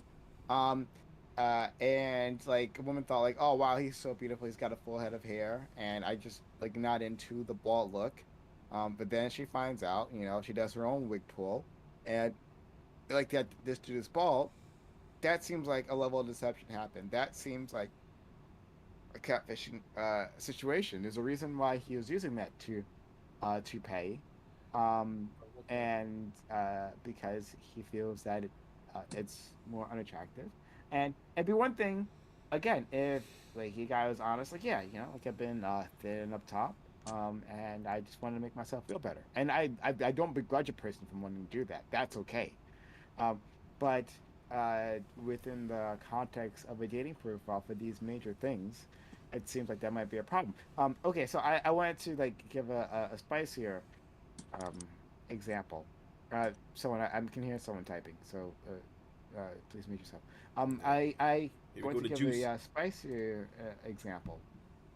If this person is trans, right, and doesn't tell that they're trans, and they happen to be able to pass, but don't reveal. Is that a level of That catfishing? first so that's how hold on, that's I'm how gonna- a lot hold on, I'm gonna- a lot of trans people get their ass whooped if they Yeah, don't hold actually on. tell. Let me go ahead and give a small bit of history here. One of the first things I ever streamed was, and this will connect. One of the first things I streamed was I went over like the Keffel's manifesto thing, and I had a debate with a DGGer about this exact thing with is it considered a something Right. consider a so- So thank you. yeah, I didn't want to say it. Is it considered that if a trans woman goes on a date with a guy, they start getting frisky, and the guy finds out that the trans woman still has their lower half? Is that considered sexual assault? Well, again, And I'm not there's asking if it's. Yeah, I know. that's I know. cat- That's okay. here's my I'm just okay saying my that's So Okay. I'm saying I've Okay, had my something similar. my thing is if you are a trans person and you don't know, then you should disclose that kind of thing, especially if you say you are feeling like this certain guy, and this certain guy may not like a, you know, they may not like a chick with a dick. So it should be upon that person to tell them that, hey, so I got surgery for my upper body, but I still have this between my legs, but I do want to get to know you better. That should be the first thing that a lot of trans people, a lot of trans people should disclose, because not every guy is like that. So the fact that some trans people out here just think like, hey, I'm gonna just go ahead and jump in and not tell him what I am, and then, you know, we go to dinner. He takes me to his house. We start getting freaky. Then he sees that I was born a man, and you people, they should not be surprised if by chance, Oh, you know. don't finish that sentence because I don't like where that was gonna go. But okay, so that's my thing though. So They what should if, they should what if, disclose what that. if, what if they were What if they had bottom surgery and didn't have, like, as far as you can tell, this is a cis woman. They should Parameters. Well, they, then they, I they, think it's they, fine. they, they should still tell them. Prime, Yeah, I believe but I'm parameters. What'd you say? Like, is it a fling? Is it a long term? Like, are there parameters in this situation? We could talk about either. Well, what, if what, it's what a fling, a fling is if it's just a one night stand, then no, they don't have to. But if it's like going to be a real serious thing, like thinking about maybe marriage, then you should definitely do that. Just close that with someone that you trust and that you're like really want to like seal the deal with, because that's important. Because you know, when people get married, sometimes they want to know if they're gonna have children and whatnot, and that might not be the case. Yeah, So like I feel like it would also be that way with the fling, though. Like you would still need to disclose, because as Blaze said, you don't like a guy who likes his women and likes his vagina. He'll go with a trans woman and see that she has the girl dick, and is like, will get mad. well, that's why I Right. said if it's post-op and it's a fling, then I don't think so. If I don't. it's post op, fine, whatever. Yeah. But with pre op and Pyro. Jesus Christ. I think when it comes to like just the intention of fucking, like, I need to know what equipment I'm working with. If I go into a warehouse job and I'm expecting to work a forklift, but they got me on a scissor lift, I'm gonna be looking at that shit like I'm a Stone Age caveman looking at a computer, like, and I'm gonna be confused, and that's gonna make a lot of fucking awkward situations. If in the second example you gave, you're talking about post-op and everything down there is what I expect and whatnot.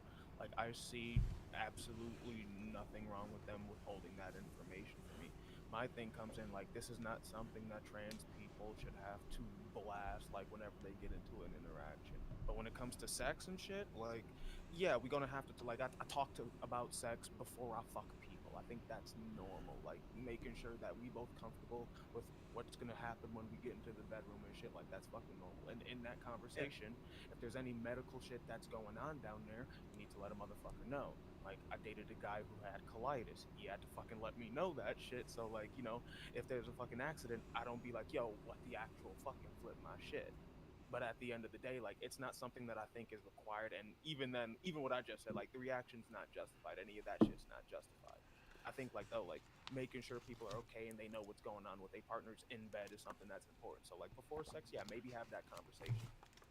Yeah, so that's why I say it comes down to intent in the first place. If you're trying to intentionally deceive people to elicit reactions that you would not have naturally, or you want to avoid reactions you don't want to experience, that is catfishing. And when it goes beyond that, it can get really ugly. But if you just aren't letting someone know right off the bat because you don't know where the situation's going to go, it's not catfishing. You're just presenting yourself as you are. There's nothing wrong with that.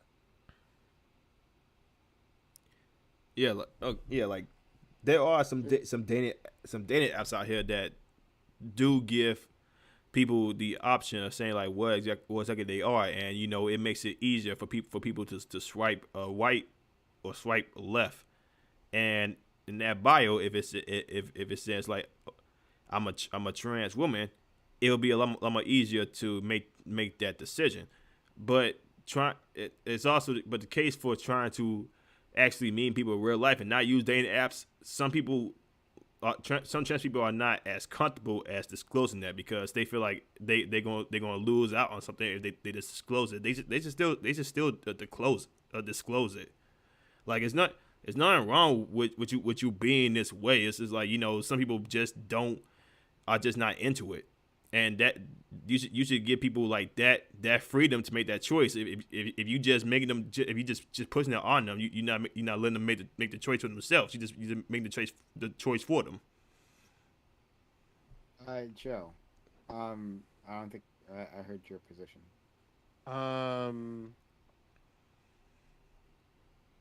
there's a threat of violence that exists for trans individuals that I don't think any cis man would really be able to comprehend. So I'm kind of tapping on this portion, insofar as that if somebody wants to disclose particular information within a relationship, it's their right to disclose that. But I think there are people who want to do some level of like trans investigating around these things, and that just ain't it. Where it's like, if you're going to be in a relationship with someone and you believe it to be serious, these are probably things that are going to come up in the discussion and in the conversations about these things. But there are people who unironically think that trans women are just men in disguise and that they're cosplaying, and that if I do catch one of you cosplaying, I have the right to kill you. So it's like it's a really fine line that we're juggling around. That's like deeper than preferences. Like, you tell someone you're cosplaying or don't tell someone you're cosplaying, and for what reason are you not telling someone you're cosplaying? Stay in character. what? Not So, kidding. Not kidding. There are people who will go deep, will dress as a very specific anime character, and they will never break their character. They okay, stay that. They stay that, No, that no, has no, nothing. no, no. That's Guys, let's that's stay focused. That has nothing to do with what we're talking about. Good. Joe. Yeah. Okay, so I hear you.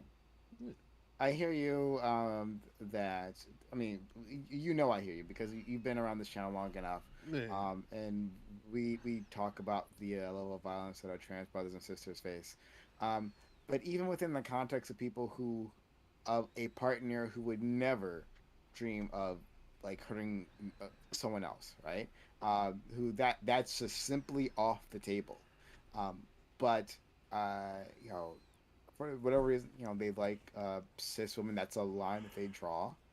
Um, would it not be catfishing for a person who is trans to say that to not say anything? To say that it's catfishing, I think implies that trans women aren't actually women. And that's not a bridge that I'm willing to cross because I think trans women are, in fact, women. Um, and it might be and like it seems to be that like not a lot of people are kind of down with that. But But um, but not that's not what I said, right? Um, that they are not. I didn't say that they are that they presented themselves as a woman. I'm saying they presented themselves as cis, right? So that's operative. That's like the important part here, that you are presenting yourself as cis, not a person who's trans. And again, and I think as you already know, I have no problem with that. I agree with you. Trans women are women. There's no disagreement with us there. yeah, In fact, I'm not even saying there's a disagreement with us anywhere. I'm just trying to explore the topic. But like with if you believe that an aspect of a person, right? If they are cis, but they are actually trans, and they are keeping that from you, right? Lying by omission. Would that not be catfishing? I hear Yeah, something which absolutely is would. kind of I hear something that's kind of interesting in that like I guess there is a settled habit of thought that everybody who presents in a particular way, and if I believe them to present in a particular way, then they are a member of that group. And it appears like for a lot of individuals, they are revealing that that's not necessarily the case. Where just because you present in a feminine manner does not mean that you're cis. Just because you present in a masculine manner does not mean that you are cis. So I just thought that was kind of, it was like an interesting thing that I kind of, I'm not saying that you were like trying to like elude any type of subtext. It was just No. something that my brain kind of caught that I think is kind of interesting, Sure. because there are people who definitely believe that if somebody presents themselves in a feminine manner, and then I believe that feminine manner to be genuine, then they therefore are cis, or even then they're like therefore they are straight. Well, that's not Um, necessarily fair, but in the sense that they would have to look a certain way or present a certain way, but even though they identify as a cis woman, even though they don't have those characteristics or present those characteristics, they would still identify the same way.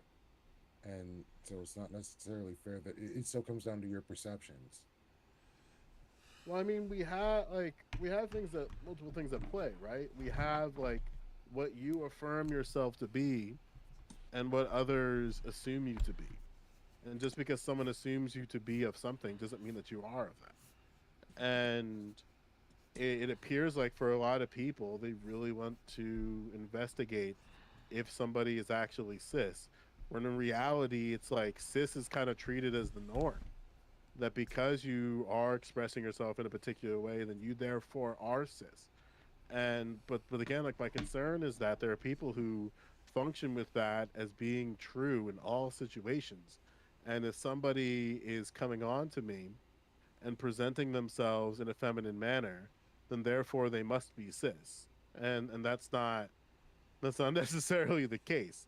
And a lot of people treat that as a lie, like as like a misrepresentation. When in reality, it's like they're just expressing an attraction to somebody. You know? So the question I would ask is, do you consider it a breach of trust? Absolutely not. That's all I need to know. So As you somebody brought up. who I'm probably the only nigga who ever dated a trans person on this panel. No, the fuck you I ain't, had bitch. like maybe be a pyro maybe or leading the league That's in why this. that's my point. Like, I for the simple point of knowing what machinery I'm operating, that like Sure. maybe, but like it's not something that I'm gonna feel ultimately betrayed about. It's not something on a level of catfish. And if the pictures I'm presented with look like the motherfucker, and they're like, "Oh yeah, I'm trans," that's not catfishing to me. All I'm Like saying is they because don't like tell you they're let me trans, like make this very very real here, because trans. I ran into the very situation that we're describing here, and I vividly remember myself getting angry. And I talked about this on the panel before, maybe on the Reverie or on the open panel or something like that. I felt explicit rage, and me and the person, me and my ex, we're at peace with each other. We're in a good relationship. Our relationship fell apart in different ways, but one of the things that she told me was that I was afraid to tell you because I didn't feel like you would like me or care about me anymore if I told you that. I didn't want to ruin that. I didn't want to ruin that bond that we had. And then we're just sitting in an AMC for hours, like me interrogating my anger and also interrogating why she felt like she couldn't disclose that to me, despite us being in a pretty fairly serious relationship. And it was a situation where her like what's going on in terms of genitals didn't come up in conversation at all. It was never something that I interrogated as a thing. So that's kind of where I'm coming from at this, where it's like, because I am one of those black men who probably, given another situation and another level, if I didn't have like the type of social circle that I had, like there could have been an act of violence involved. I don't know that, but I vividly remember how angry I got. And the level of anger that I got in that situation still makes me sick to this day. So like that's kind of like where I'm at in terms of that. I understand that people don't like revealing personal shit on panels because these political streamers are all snakes and use this as a weapon in different conversations. But I think it's very serious. I think it's very important for me to kind of like level to where I'm at on this. Hmm. Sure. Um, I okay, think yeah, when, I. Go ahead. You go first. I was gonna say, like, I think in the aspect that Joe's talking about, like, it might just be beneficial because, like he said, like there was that anger and shit he felt. And then, like, let's be real, there are motherfuckers out there, and it's a very big epidemic within the black community where our black trans sisters are murdered at a disproportionate rate. And the defense used by a lot of people is like, yo, I found out they were trans, and that's yada, yada, yada, yada, yada. So I think there might be something that's like, niggas are dangerous. Motherfuckers out here are dangerous. Trans people are just killed out here, like, all the fucking time. Like, let people, like, people made the argument to me in chats and stuff where it's like make the argument known so like those weird motherfuckers, it's just a hard turn right because they are going to react a certain way if you have it in your bio or something, or if you tell them they're just going to react a certain way. They might not even swipe right to you. When it comes to the trust thing of catfishing, again, like, nah, it's based on looks for me. Like, if I find out that they're trans later on, nah, if they look like what they're presenting, I'm pretty much good. Like, I'm good. Sure. So um yeah, I think it would I think it's the case. And I've heard trans women discuss the situation, and they're like, look, don't fuck around, like disclose, right? I've heard trans women talk about how, like, when they're approached at a bar, right, like in a very public area, it's like one of the first things they say is like, hey, I'm trans, right? Like, I mean, if they're gonna bother to, like, be interested in this person, right? Like, not to, like, literally everyone who, like, approaches them and talks to them, obviously, right? But like, if they feel like this is going anywhere, like, hey, just so you know, I'm trans, and I I feel like, just forgetting catfishing, just as a matter of safety, that's like the best thing to do. Is to let these people know, so they don't get invested, and especially if you do this in public place, so maybe they fuck off rather than having some sort of unfortunate explosion, right? Um, and it would seem within the context of a dating profile, it would make sense that, like, that would be a great way of screening out those who might. I guess it's just a disappointing position that we are in society where, like, cis folks never have to acknowledge that they are cis ever. It's just kind of like the normal state. But for a particular group of individuals, they have to clarify that for just as a means of interacting socially. I think it's kind of like a disappointing place to be at personally. It's Um, highly But that's like how, like, numbers and statistics work, right? Since the vast majority of individuals are cis, it is um nothing but logical to assume that everyone else is cis, the people around you. Like, it is illogical to assume otherwise, right? right, It's but just I guess like the concern I have for in terms of disclosure is that there are people who will use that disclosure as a means to, like, continue, like, to totally sort of shift the conversation and attack that individual. Like, we see this on Twitter. Like, I mean, Twitter is not a full representative of reality, but there are I people mean, who are, like, quick. Like, we don't they even know have that to you're. use Twitter. We don't even have Yeah. to use Twitter. We just look at the crime statistics. A lot of these issues come down to the fact that, like, the partner found out that the person they were meeting up with was trans, and they went violent and they ended up killing some. Like, that is a reality, and, like, that's where I could. It's sad that we live in the reality where that's the defense. I understand where you're coming from, Prime. Like, people want to know shit. Like, the vast majority of people are, male or female and shit. But, like, where Joe's coming from, like, I understand that too. Like, the fact that we live in that society is kind of shit. No, it doesn't. But sorry, what you said doesn't fit with at least the point that you seem like you're trying to make.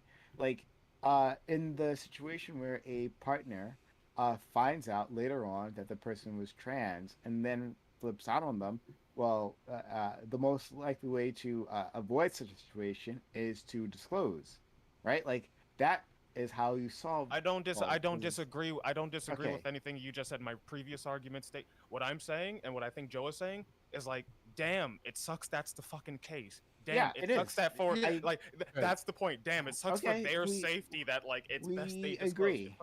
Can I Yeah. speak? Sure, hold on, hold on, And hold on, again, hold on. Prime, I So understand. I understand. Like why, like, I understand like why you're asking the questions that you are. Like, I want to make it clear. I'm not trying to like, because there are people who are just like disingenuous in these Yeah, conversations. no, I don't think no, you're fair enough. being And disingenuous. I don't think you think I'm disingenuous either. Right. It's Well, just that's why I'm yeah, trying to be yeah. very careful. Yeah, Like, I'm yeah, not trying no, to. I understand. Yeah, yeah. And look, I want to be careful too. I don't want to invite somehow violence to trans people. I don't want to in any way imply that even if a person doesn't disclose, right, you find out later on that violence is warranted. It is not. Go to jail where you belong, right? Like I don't fuck around with that. So I want to make that very clear. Maybe that wasn't clear before to anyone else in the audience, not to Joe, but to anyone else Yeah. before. Um, I, I, that's it's just violence should be off the table, And something that or I think harassment is either. But Yeah. it seems like um uh you know what you go first. Well, actually, let's go. Waterkai go first, and then yeah. we'll go back to I anyone was else. just trying to state something simple. Like if I'm hooking up with someone or whatever, I'm even gonna tell them if I have a cold or I'm catching the flu. Just being real. Like even if it's in a casual situation, not to be an asshole. I'll be like, hey, I'm not feeling well. Yeah. So if you still want to go through with this, cool. Otherwise, we can chill for another night. Let me get your number or whatever. To disclose things is just not to breach someone's trust. You can give someone the information that makes their life a little bit easier and makes your life a little bit easier. Disclose information that is pertinent to people's lives.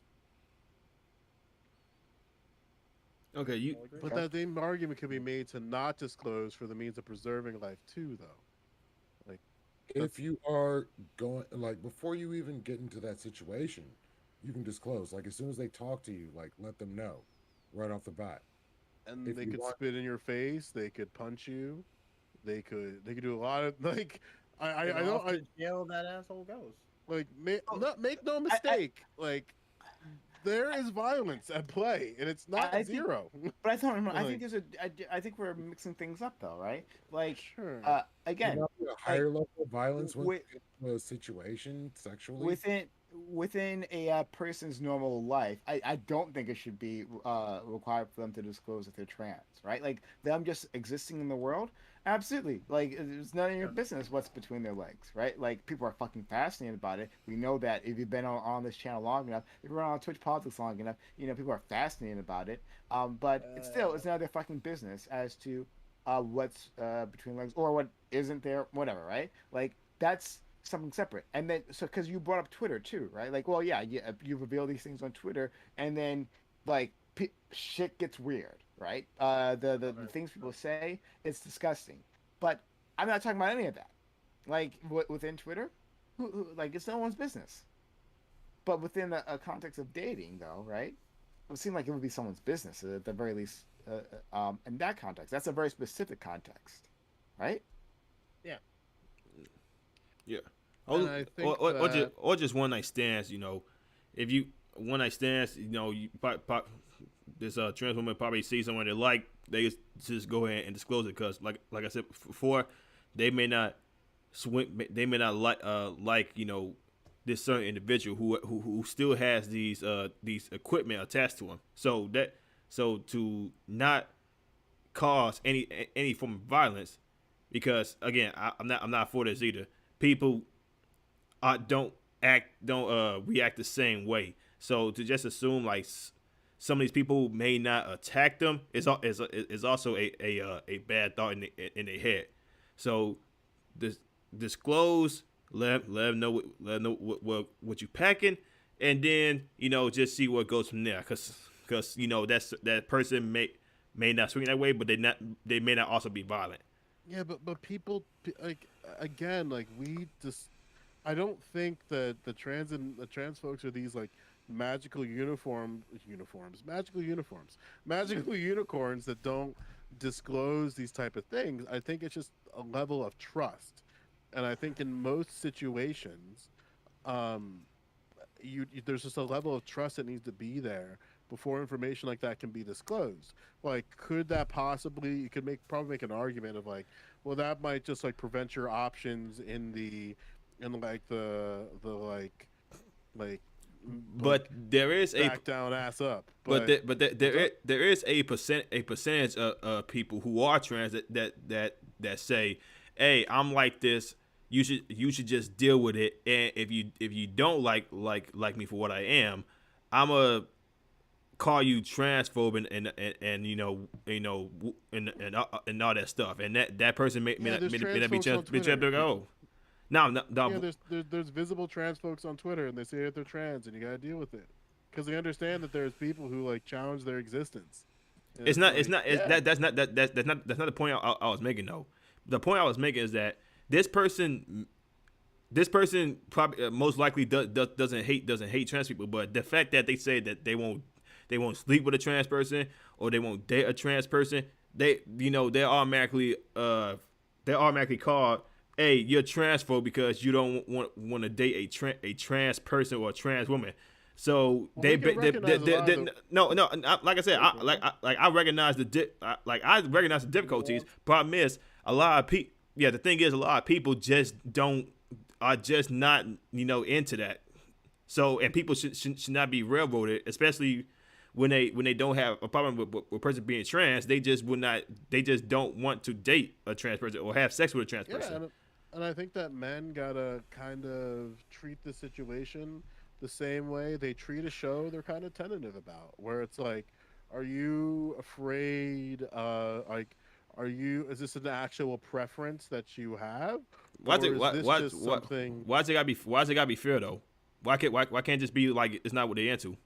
I have a lot of reason to believe that men just have the idea that they just like women, in society just reinforces that, and then any type of challenge to that binary terrifies them. Yeah, but The very yeah, okay, idea okay, that a man can love another man here's the thing. terrifies them. Okay, here's the thing.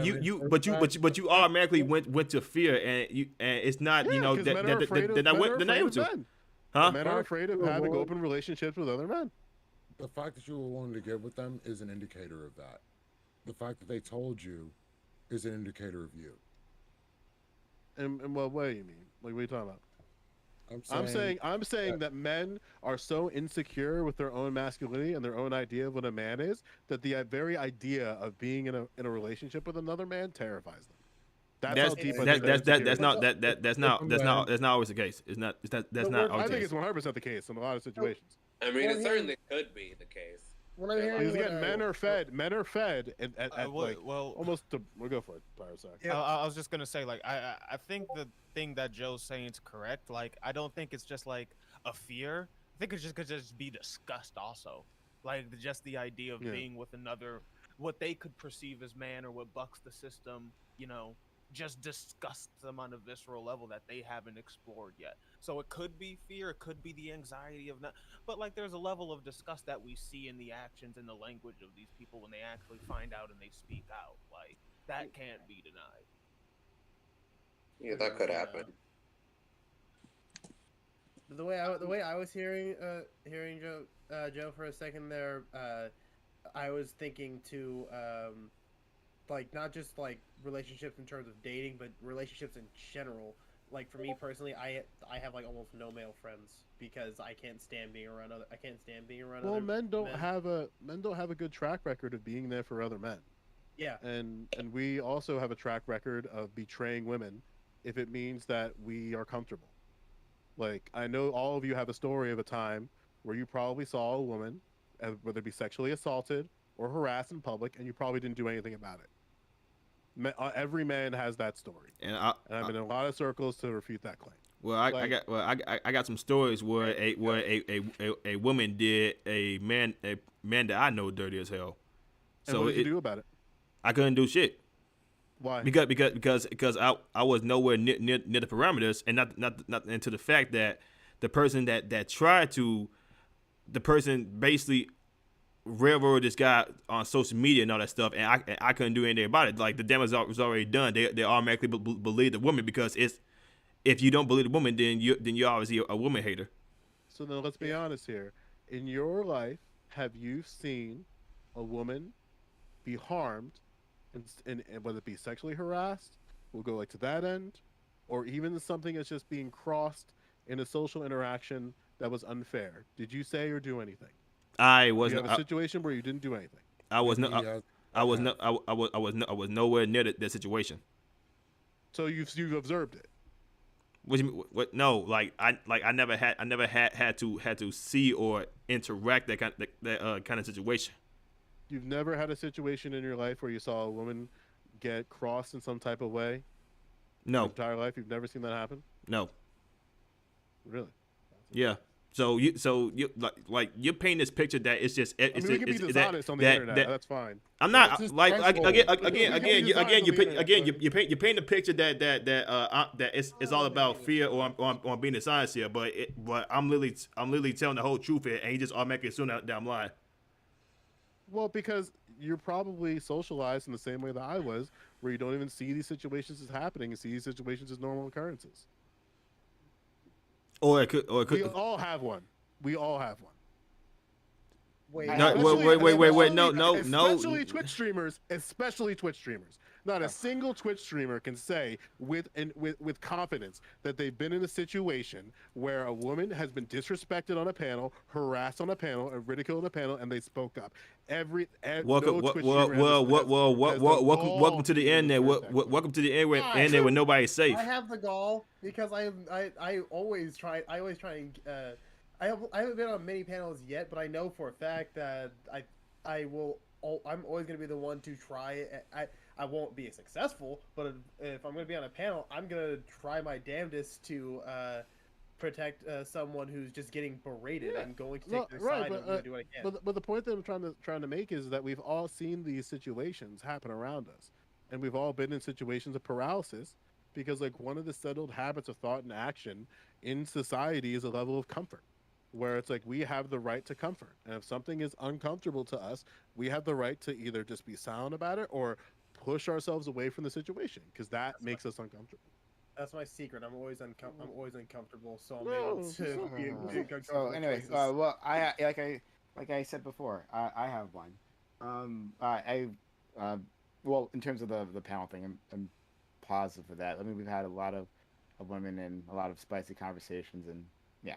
But in fact, actually, I can think of one there. But when I was thinking of it, I was thinking of an IRL situation, and I've talked about before here on the channel.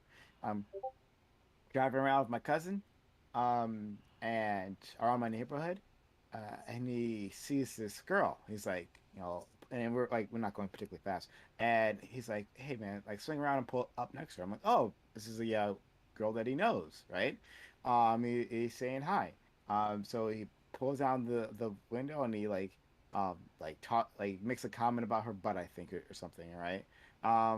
And then like we drive off, and he's like laughing his ass off. And at that moment, I had I it was I didn't know what to say. I had no idea what was gonna happen. I was shocked that it happened, right? I like what? Why did this happen? I just so anyway, I don't even. I honestly don't remember if I confronted him afterwards.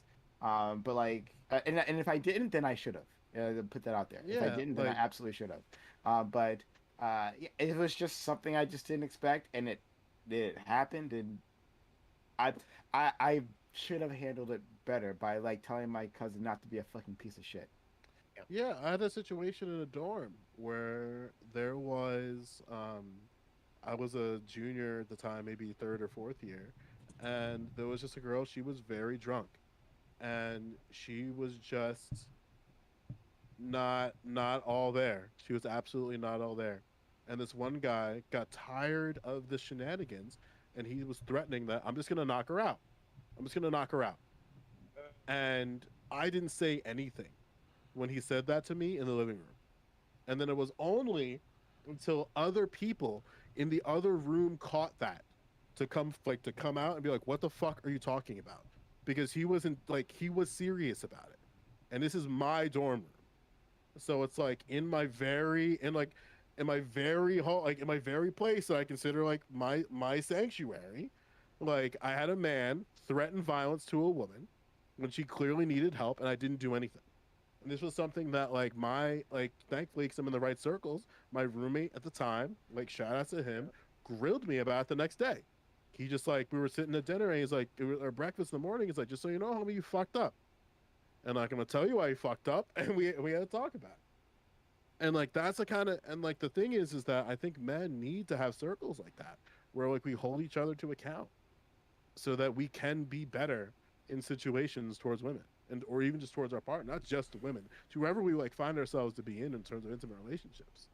Because some of the habits and settled ideas of how we interact with partners, whether it be intimate or otherwise, is just fucked.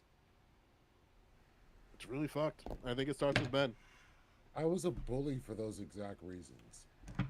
When I was growing up, I wasn't a bully, but when I got into high school and the hormones were kicking in my classmates, and I was friends with a lot of the women or a lot of the girls that I went to school with. And when I saw them being pressured by dudes and I see their expressions, I would roll up on these dudes, put my arm around their neck, like, like, hey, buddy, how's it going? You need to chill out. I'm going to need you to step back. And this was a regular occurrence. And this is just something where I needed to teach these younger dudes, like, hey, just talk to women like they're people. You don't need to push up like that. You don't need to be three versus one. You're intimidating this person. And so I'm going to step in here. And this even went into my own life with my own mother because she got pushed up on, and I would push up on grown men knowing full well I would get kicked in half. But those men realized they were fucking up when they had to push up on a 10-year-old to try to assert their dominance.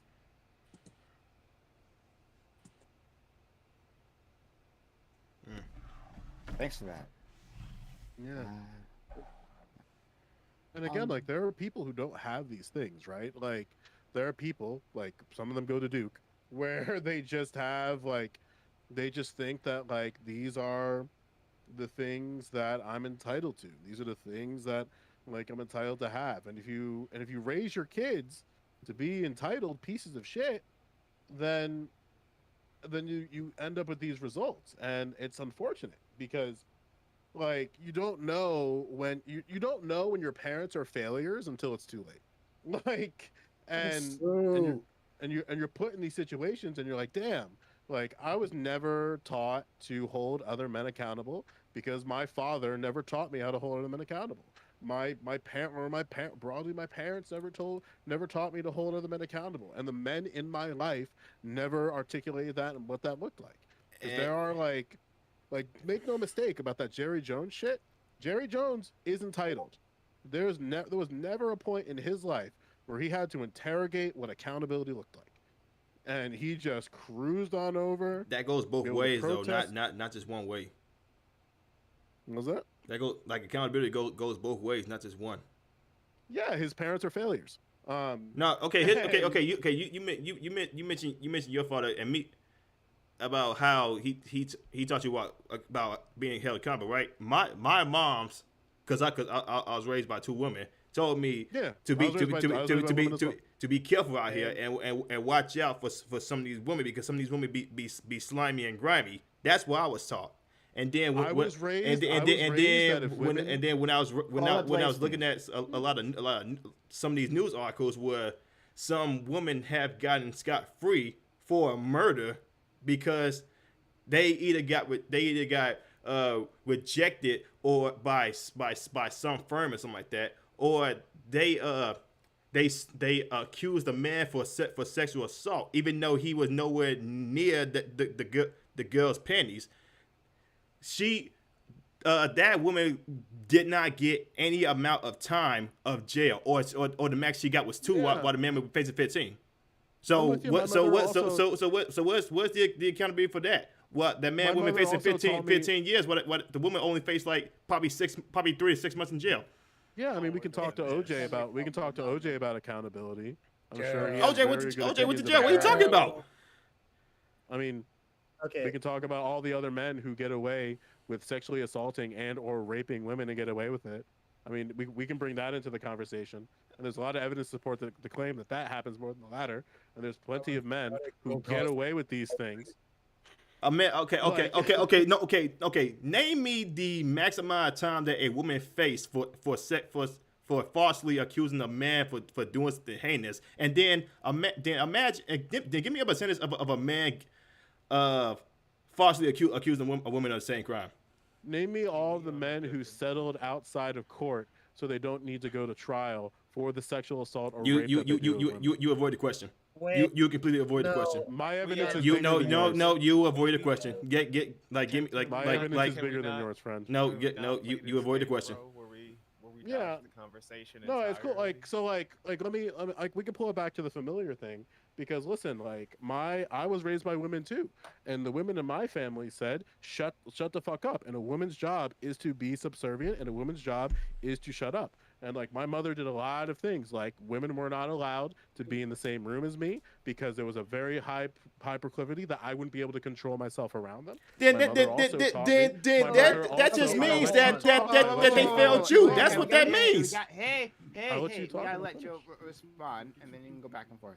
Yeah, my mother also taught me that if women are dressed a certain way and they make a pass on you, that then they are openly accepting to be in a sexual or intimate encounter.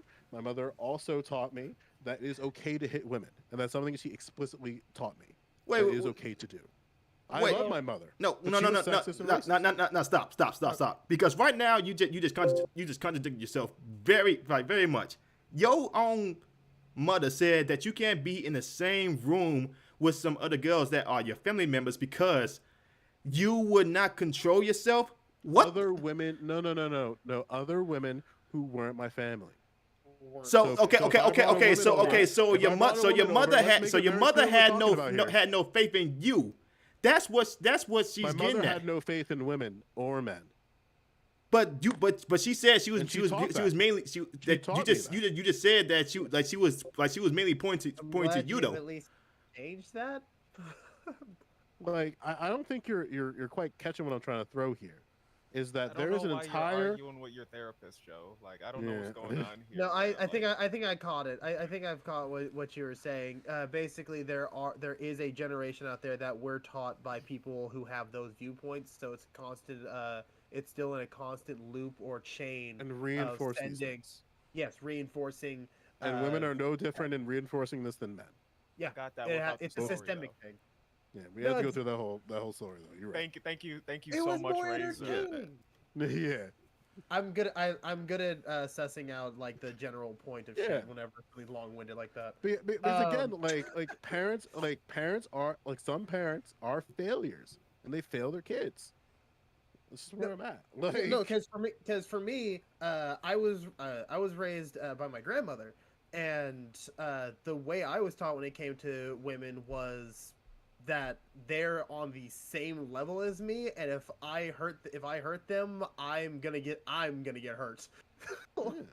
So I've always had that. I was raised with being able to hold myself and anyone around me accountable. And if I see a female friend of mine hurting or about to do something bad, either way, I'm going to do what I can to help them stop or help them move forward with something better.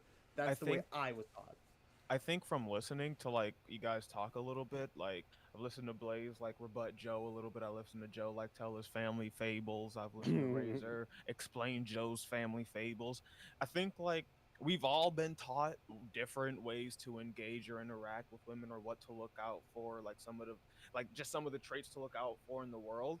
And like the one thing I'm not hearing is like, yo, how do we do that with men? And like that's to Joe's earlier point. Like personally speaking, I've gotten all of it. I've gotten like, yo, look out for white women because of Emmett Till. Like, be careful who you date. You don't want to end up like broke and supporting no one's children. Like, yeah, all of it. I've gotten all fucking sides of like, how to interact with women. But when it comes to interacting with the men in my life and what to look out for, especially when it's talking about like, yo, go after your sister or something, it's literally just as simple as you go and you beat them up because they're going after your sister. It's never like, yo, what are the signs to look for when it comes to this deep implicit type of abuse and shit that we talk about? Like, because sometimes it's not just like I'm raising my fist at you. Sometimes it's like that deep emotional abuse. I don't get really taught how to like, look out for that shit. That shit I had to learn out from motherfuckers on the internet.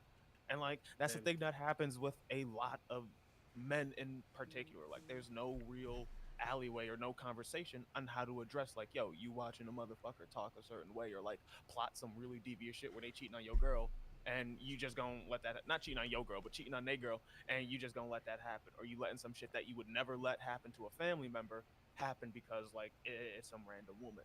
Like there's no avenue for that. At least I Yeah. haven't experienced one. I'll put it like that.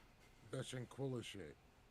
Yeah, we need to have some better role models for the new generation coming up. And I think this kind of relates to our last conversation because, if all we get in like the current rap iterations of today is, like fuck bitches, get money, like what are we expecting young men to take from that message? And so I think we need to show them that there's more out there for them, that there's a better way of handling things, and show them that they can do things that are good for the community without hurting people or scheming on women.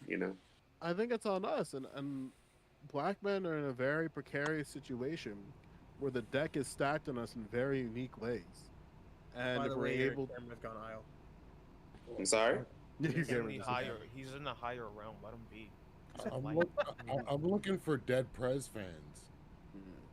Who? Dead Who? Prez. you mean George Washington? No, the hip hop Oh, group. Dead Abraham Prez. Lincoln. Yeah. No, I- the group of rappers back That in the president? day, clearly. Yes, the Yeah. rapper Dead Prez. Never heard of him. What day you Listen, talking about? you 'Cause, should like, have heard of them, and that's their problem. You didn't hear of them, and now what are you doing? Listen to that gangster rap and that hippity hoppity music. You you needed to talking listen about to shit. You talking about shit from back in the day, like I was born before 1999. Shut up. Not even the case. They made an entire song about 1996 for me. So. credit card fraud, robbing pizza boys, and other scams that you can do to get by the system. That's what they rapped about. They weren't rapping about killing other black people. They were rapping about robbing fools. Yeah. So, let's wrap it up then. Thanks all for being here. We are going to continue on to a walk on panel, so the content doesn't end. So stick around, everyone. We still have more content for you, as we always do. But first of all, hit that follow button in case you haven't done so yet. Hit that follow button. Make sure notifications are on so you know I'm going live. Experts for social and chat for social media. We got our Twitter. We got Discord. We'll have open walk on panel coming up next. TikTok and then YouTube's where you find the bots. In case you missed anything, like, comment, and subscribe. That's out a ton. But yeah, we are just going to give an outro to all these lovely individuals. But then from there, we will we'll go back. So we'll go on to our walk on panel. So stick around for that. Al, I don't see you, but thanks for being around. Oh, can you not see me? Yeah, Are like you I said, your paying camera's attention? gone. I don't understand. How do you not know that you're not on screen? Like twice, you don't know you're on screen. You're not pay attention at all to You just what's happening. appeared like I think Paying 30 minutes attention. ago. It's just I'm seeing it, but it's not. It's not working for you. You've been Just seeing appeared us like frozen 30 this minutes entire ago. time, and you haven't. Okay. Anyway, Razor, thanks for being here as well. Thanks for jumping on, being a part of it. Tell a little about yourself. Oh, yeah, I'm Razor of Razor Sharp Gaming 96 here on Twitch. I'm super close to affiliate. I'm just needing more people to watch me. That's about it. How many? I know I'm already like where I can get to affiliate. It's the fact that I need average viewers. I need like at least 3 average viewers. I only ever get like 2 people. It's sad, unfortunately. Just keep grinding, man. Keep grinding. Yeah, All you I gotta do to reach affiliate, bro, is like stream for at least an hour and like end stream when you get 3 viewers, and then just like that's how I reach. I'm not cheating my way there because what I like. So basically, what I like to do is I do gaming streams. You know, I'll pick whatever game I feel like playing at the time. I'll just play through it, talk about about stuff either to myself, to the ether about the game. At other times, if I feel like it, I'm gonna pull up a video and react to it because I want to laugh at people. Okay. Thank you so much. Check out Razor. Put your link in the Twitch chat so people can find you. Okay. Next we have Water Kai. Water, thanks for coming on and adding your unique take to these things. Water Kai, tell the world about yourself. Unique. Fair enough. Yeah, for sure. I appreciate being on Prime's panels in general, for having the exposure. I recently hit 51 followers, and I appreciate the platform itself just for allowing that to happen. These are all great people I think I get to converse with. But going back to each of these situations, I think with black people, well, with rappers dying over culture issues, it's terrible in general. There's nothing you can do about it. If that's what's going to be promoted, that's what's going to be promoted. Until we embrace something different, we're not going to see a change. And I want to see that happen. We're just not there. And for catfishing, it comes down to malicious intent and horrible situations like I talked about before. I don't want to see people being murdered or hurt for catfishing situations or for non disclosure or for disclosure in general. We need to reach a consensus of understanding and truth in relationships. And at Lethic Watercott, come chat anytime. Okay. Thanks so much. Let's go to because I'm working my way up in reverse order. Blaze. Blaze, thanks also for giving your perspective on this. Yeah, thanks for inviting me, Prime. And Blaze right here. I talk about politics, gaming, culture war when it comes to like Hollywood movies and all that stuff. But I also, on my channel, I also talk about some real serious topics when it comes to like mentality issues and all that stuff. I talk about all that. So if anybody who's not who's not biased, come check me out my channel Blaze right on YouTube because I don't really use Twitch. Okay. Thank you so much. Next, Pyro. Pyro, who is a mod here. I'm always happy to have you around. So I'm glad that that we could see you. You know, we miss you. Thanks for being around. Thank you for having me, Prime. I like being here. I like how spicy these panels can get. Like, this was a good one. Like, the topics got ignored just the way I like it, and we went off into just straight up riffing, rambling territory. That's a conversation.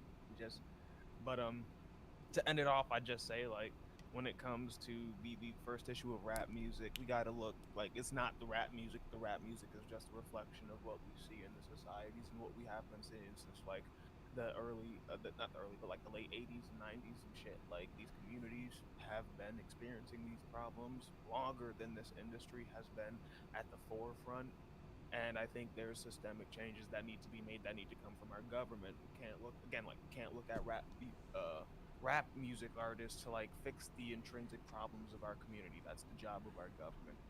When it comes to catfishing, simply put, like if you not the same person or you don't like resemble the same person in your photos, trans or not, like that's when I deem it as catfishing. Like Blaze said earlier, if you take off your makeup and you look like Beyonce with the makeup on, and then there's like Idris Elba or someone underneath, like I'm gonna be upset because the pictures you advertised were Beyonce. Like that's plain and simple. That's plain and simple. If you advertise Idris Elba, give me Idris Elba. If you advertise Beyonce, give me Beyonce. I just want what's advertised. And I think that's fair. I think that's fair. Um, I'm not even gonna say shit on the various other topics. Like y'all know where to follow me. Y'all Primes chat. Y'all are cool. Yeah, I'm gonna drop my link in chat. You can follow me on Twitch, twitch.tv/the Pyro Tyrant. Like I'm cool. I'm chill. Like that's my role here on these panels because these niggas get heated sometimes. They need the voice of reason. Okay. Thanks so much, friend. And yeah, I'm excited to have more of you in the future. I actually really am. So shout out to you, man. And last but definitely not least, we have my friend uh, Chill. We call him MVP here. Um, it doesn't matter whether I agree with him or disagree with him. I'll never take that away from him. That he adds a lot of dimension to these conversations, and I'm glad he likes to spend some of his time here with us. So thank you, Joe. Right, like you, as you tend to do, you elevate this conversation. Doesn't matter again what side of it you happen to be on. So thanks. Yeah, this was a lot of fun. And again, there's no ill will in my heart towards y'all. I try to treat this space with a little bit more honesty in how I talk, because I've been on this for a while and I understand that, you know, like, these conversations can be kind of complicated. So try my best to like give some types of perspectives that might not be. I think it's what's built here is good, where like we can have like a deeper conversation about something, and we're not going to rip each other's heads off and call each other retarded. So I kind of value that. I kind of value that energy. Now the open panel is a whole different story. Yeah. I really like, so I stream, right, but I'm spending a lot more time in Discords. Shout out to Stardust's community and Rhizome's community. I've been frequenting their Discords a lot. So like if you want to like find me in some capacity, I'm a very like frequent shitter in Stardust's argument channel and Rhizome's debate perverts. So if you ever want to talk to me there and like just kind of kick the shit, that's usually where I'm at. And I do stream, but things are kind of moving in a different way and grooving in a different way. So I'm live when I can. But either way, I'm glad to be here. All right. Thanks all again to every single one of you. Much appreciated. All right.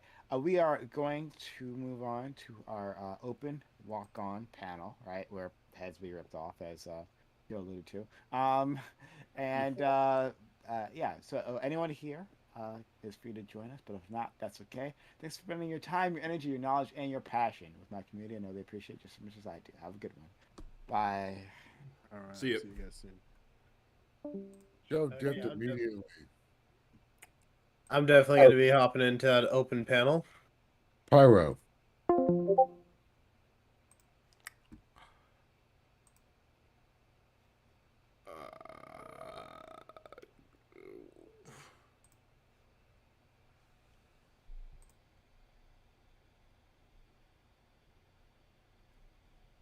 What the fuck did I just hear? Do you guys not realize?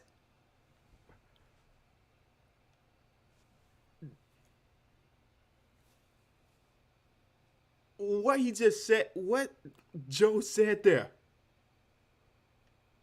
Bro, who the... I can't. No, I'm done. I'm done. I can't. No. I'm done. I can't do...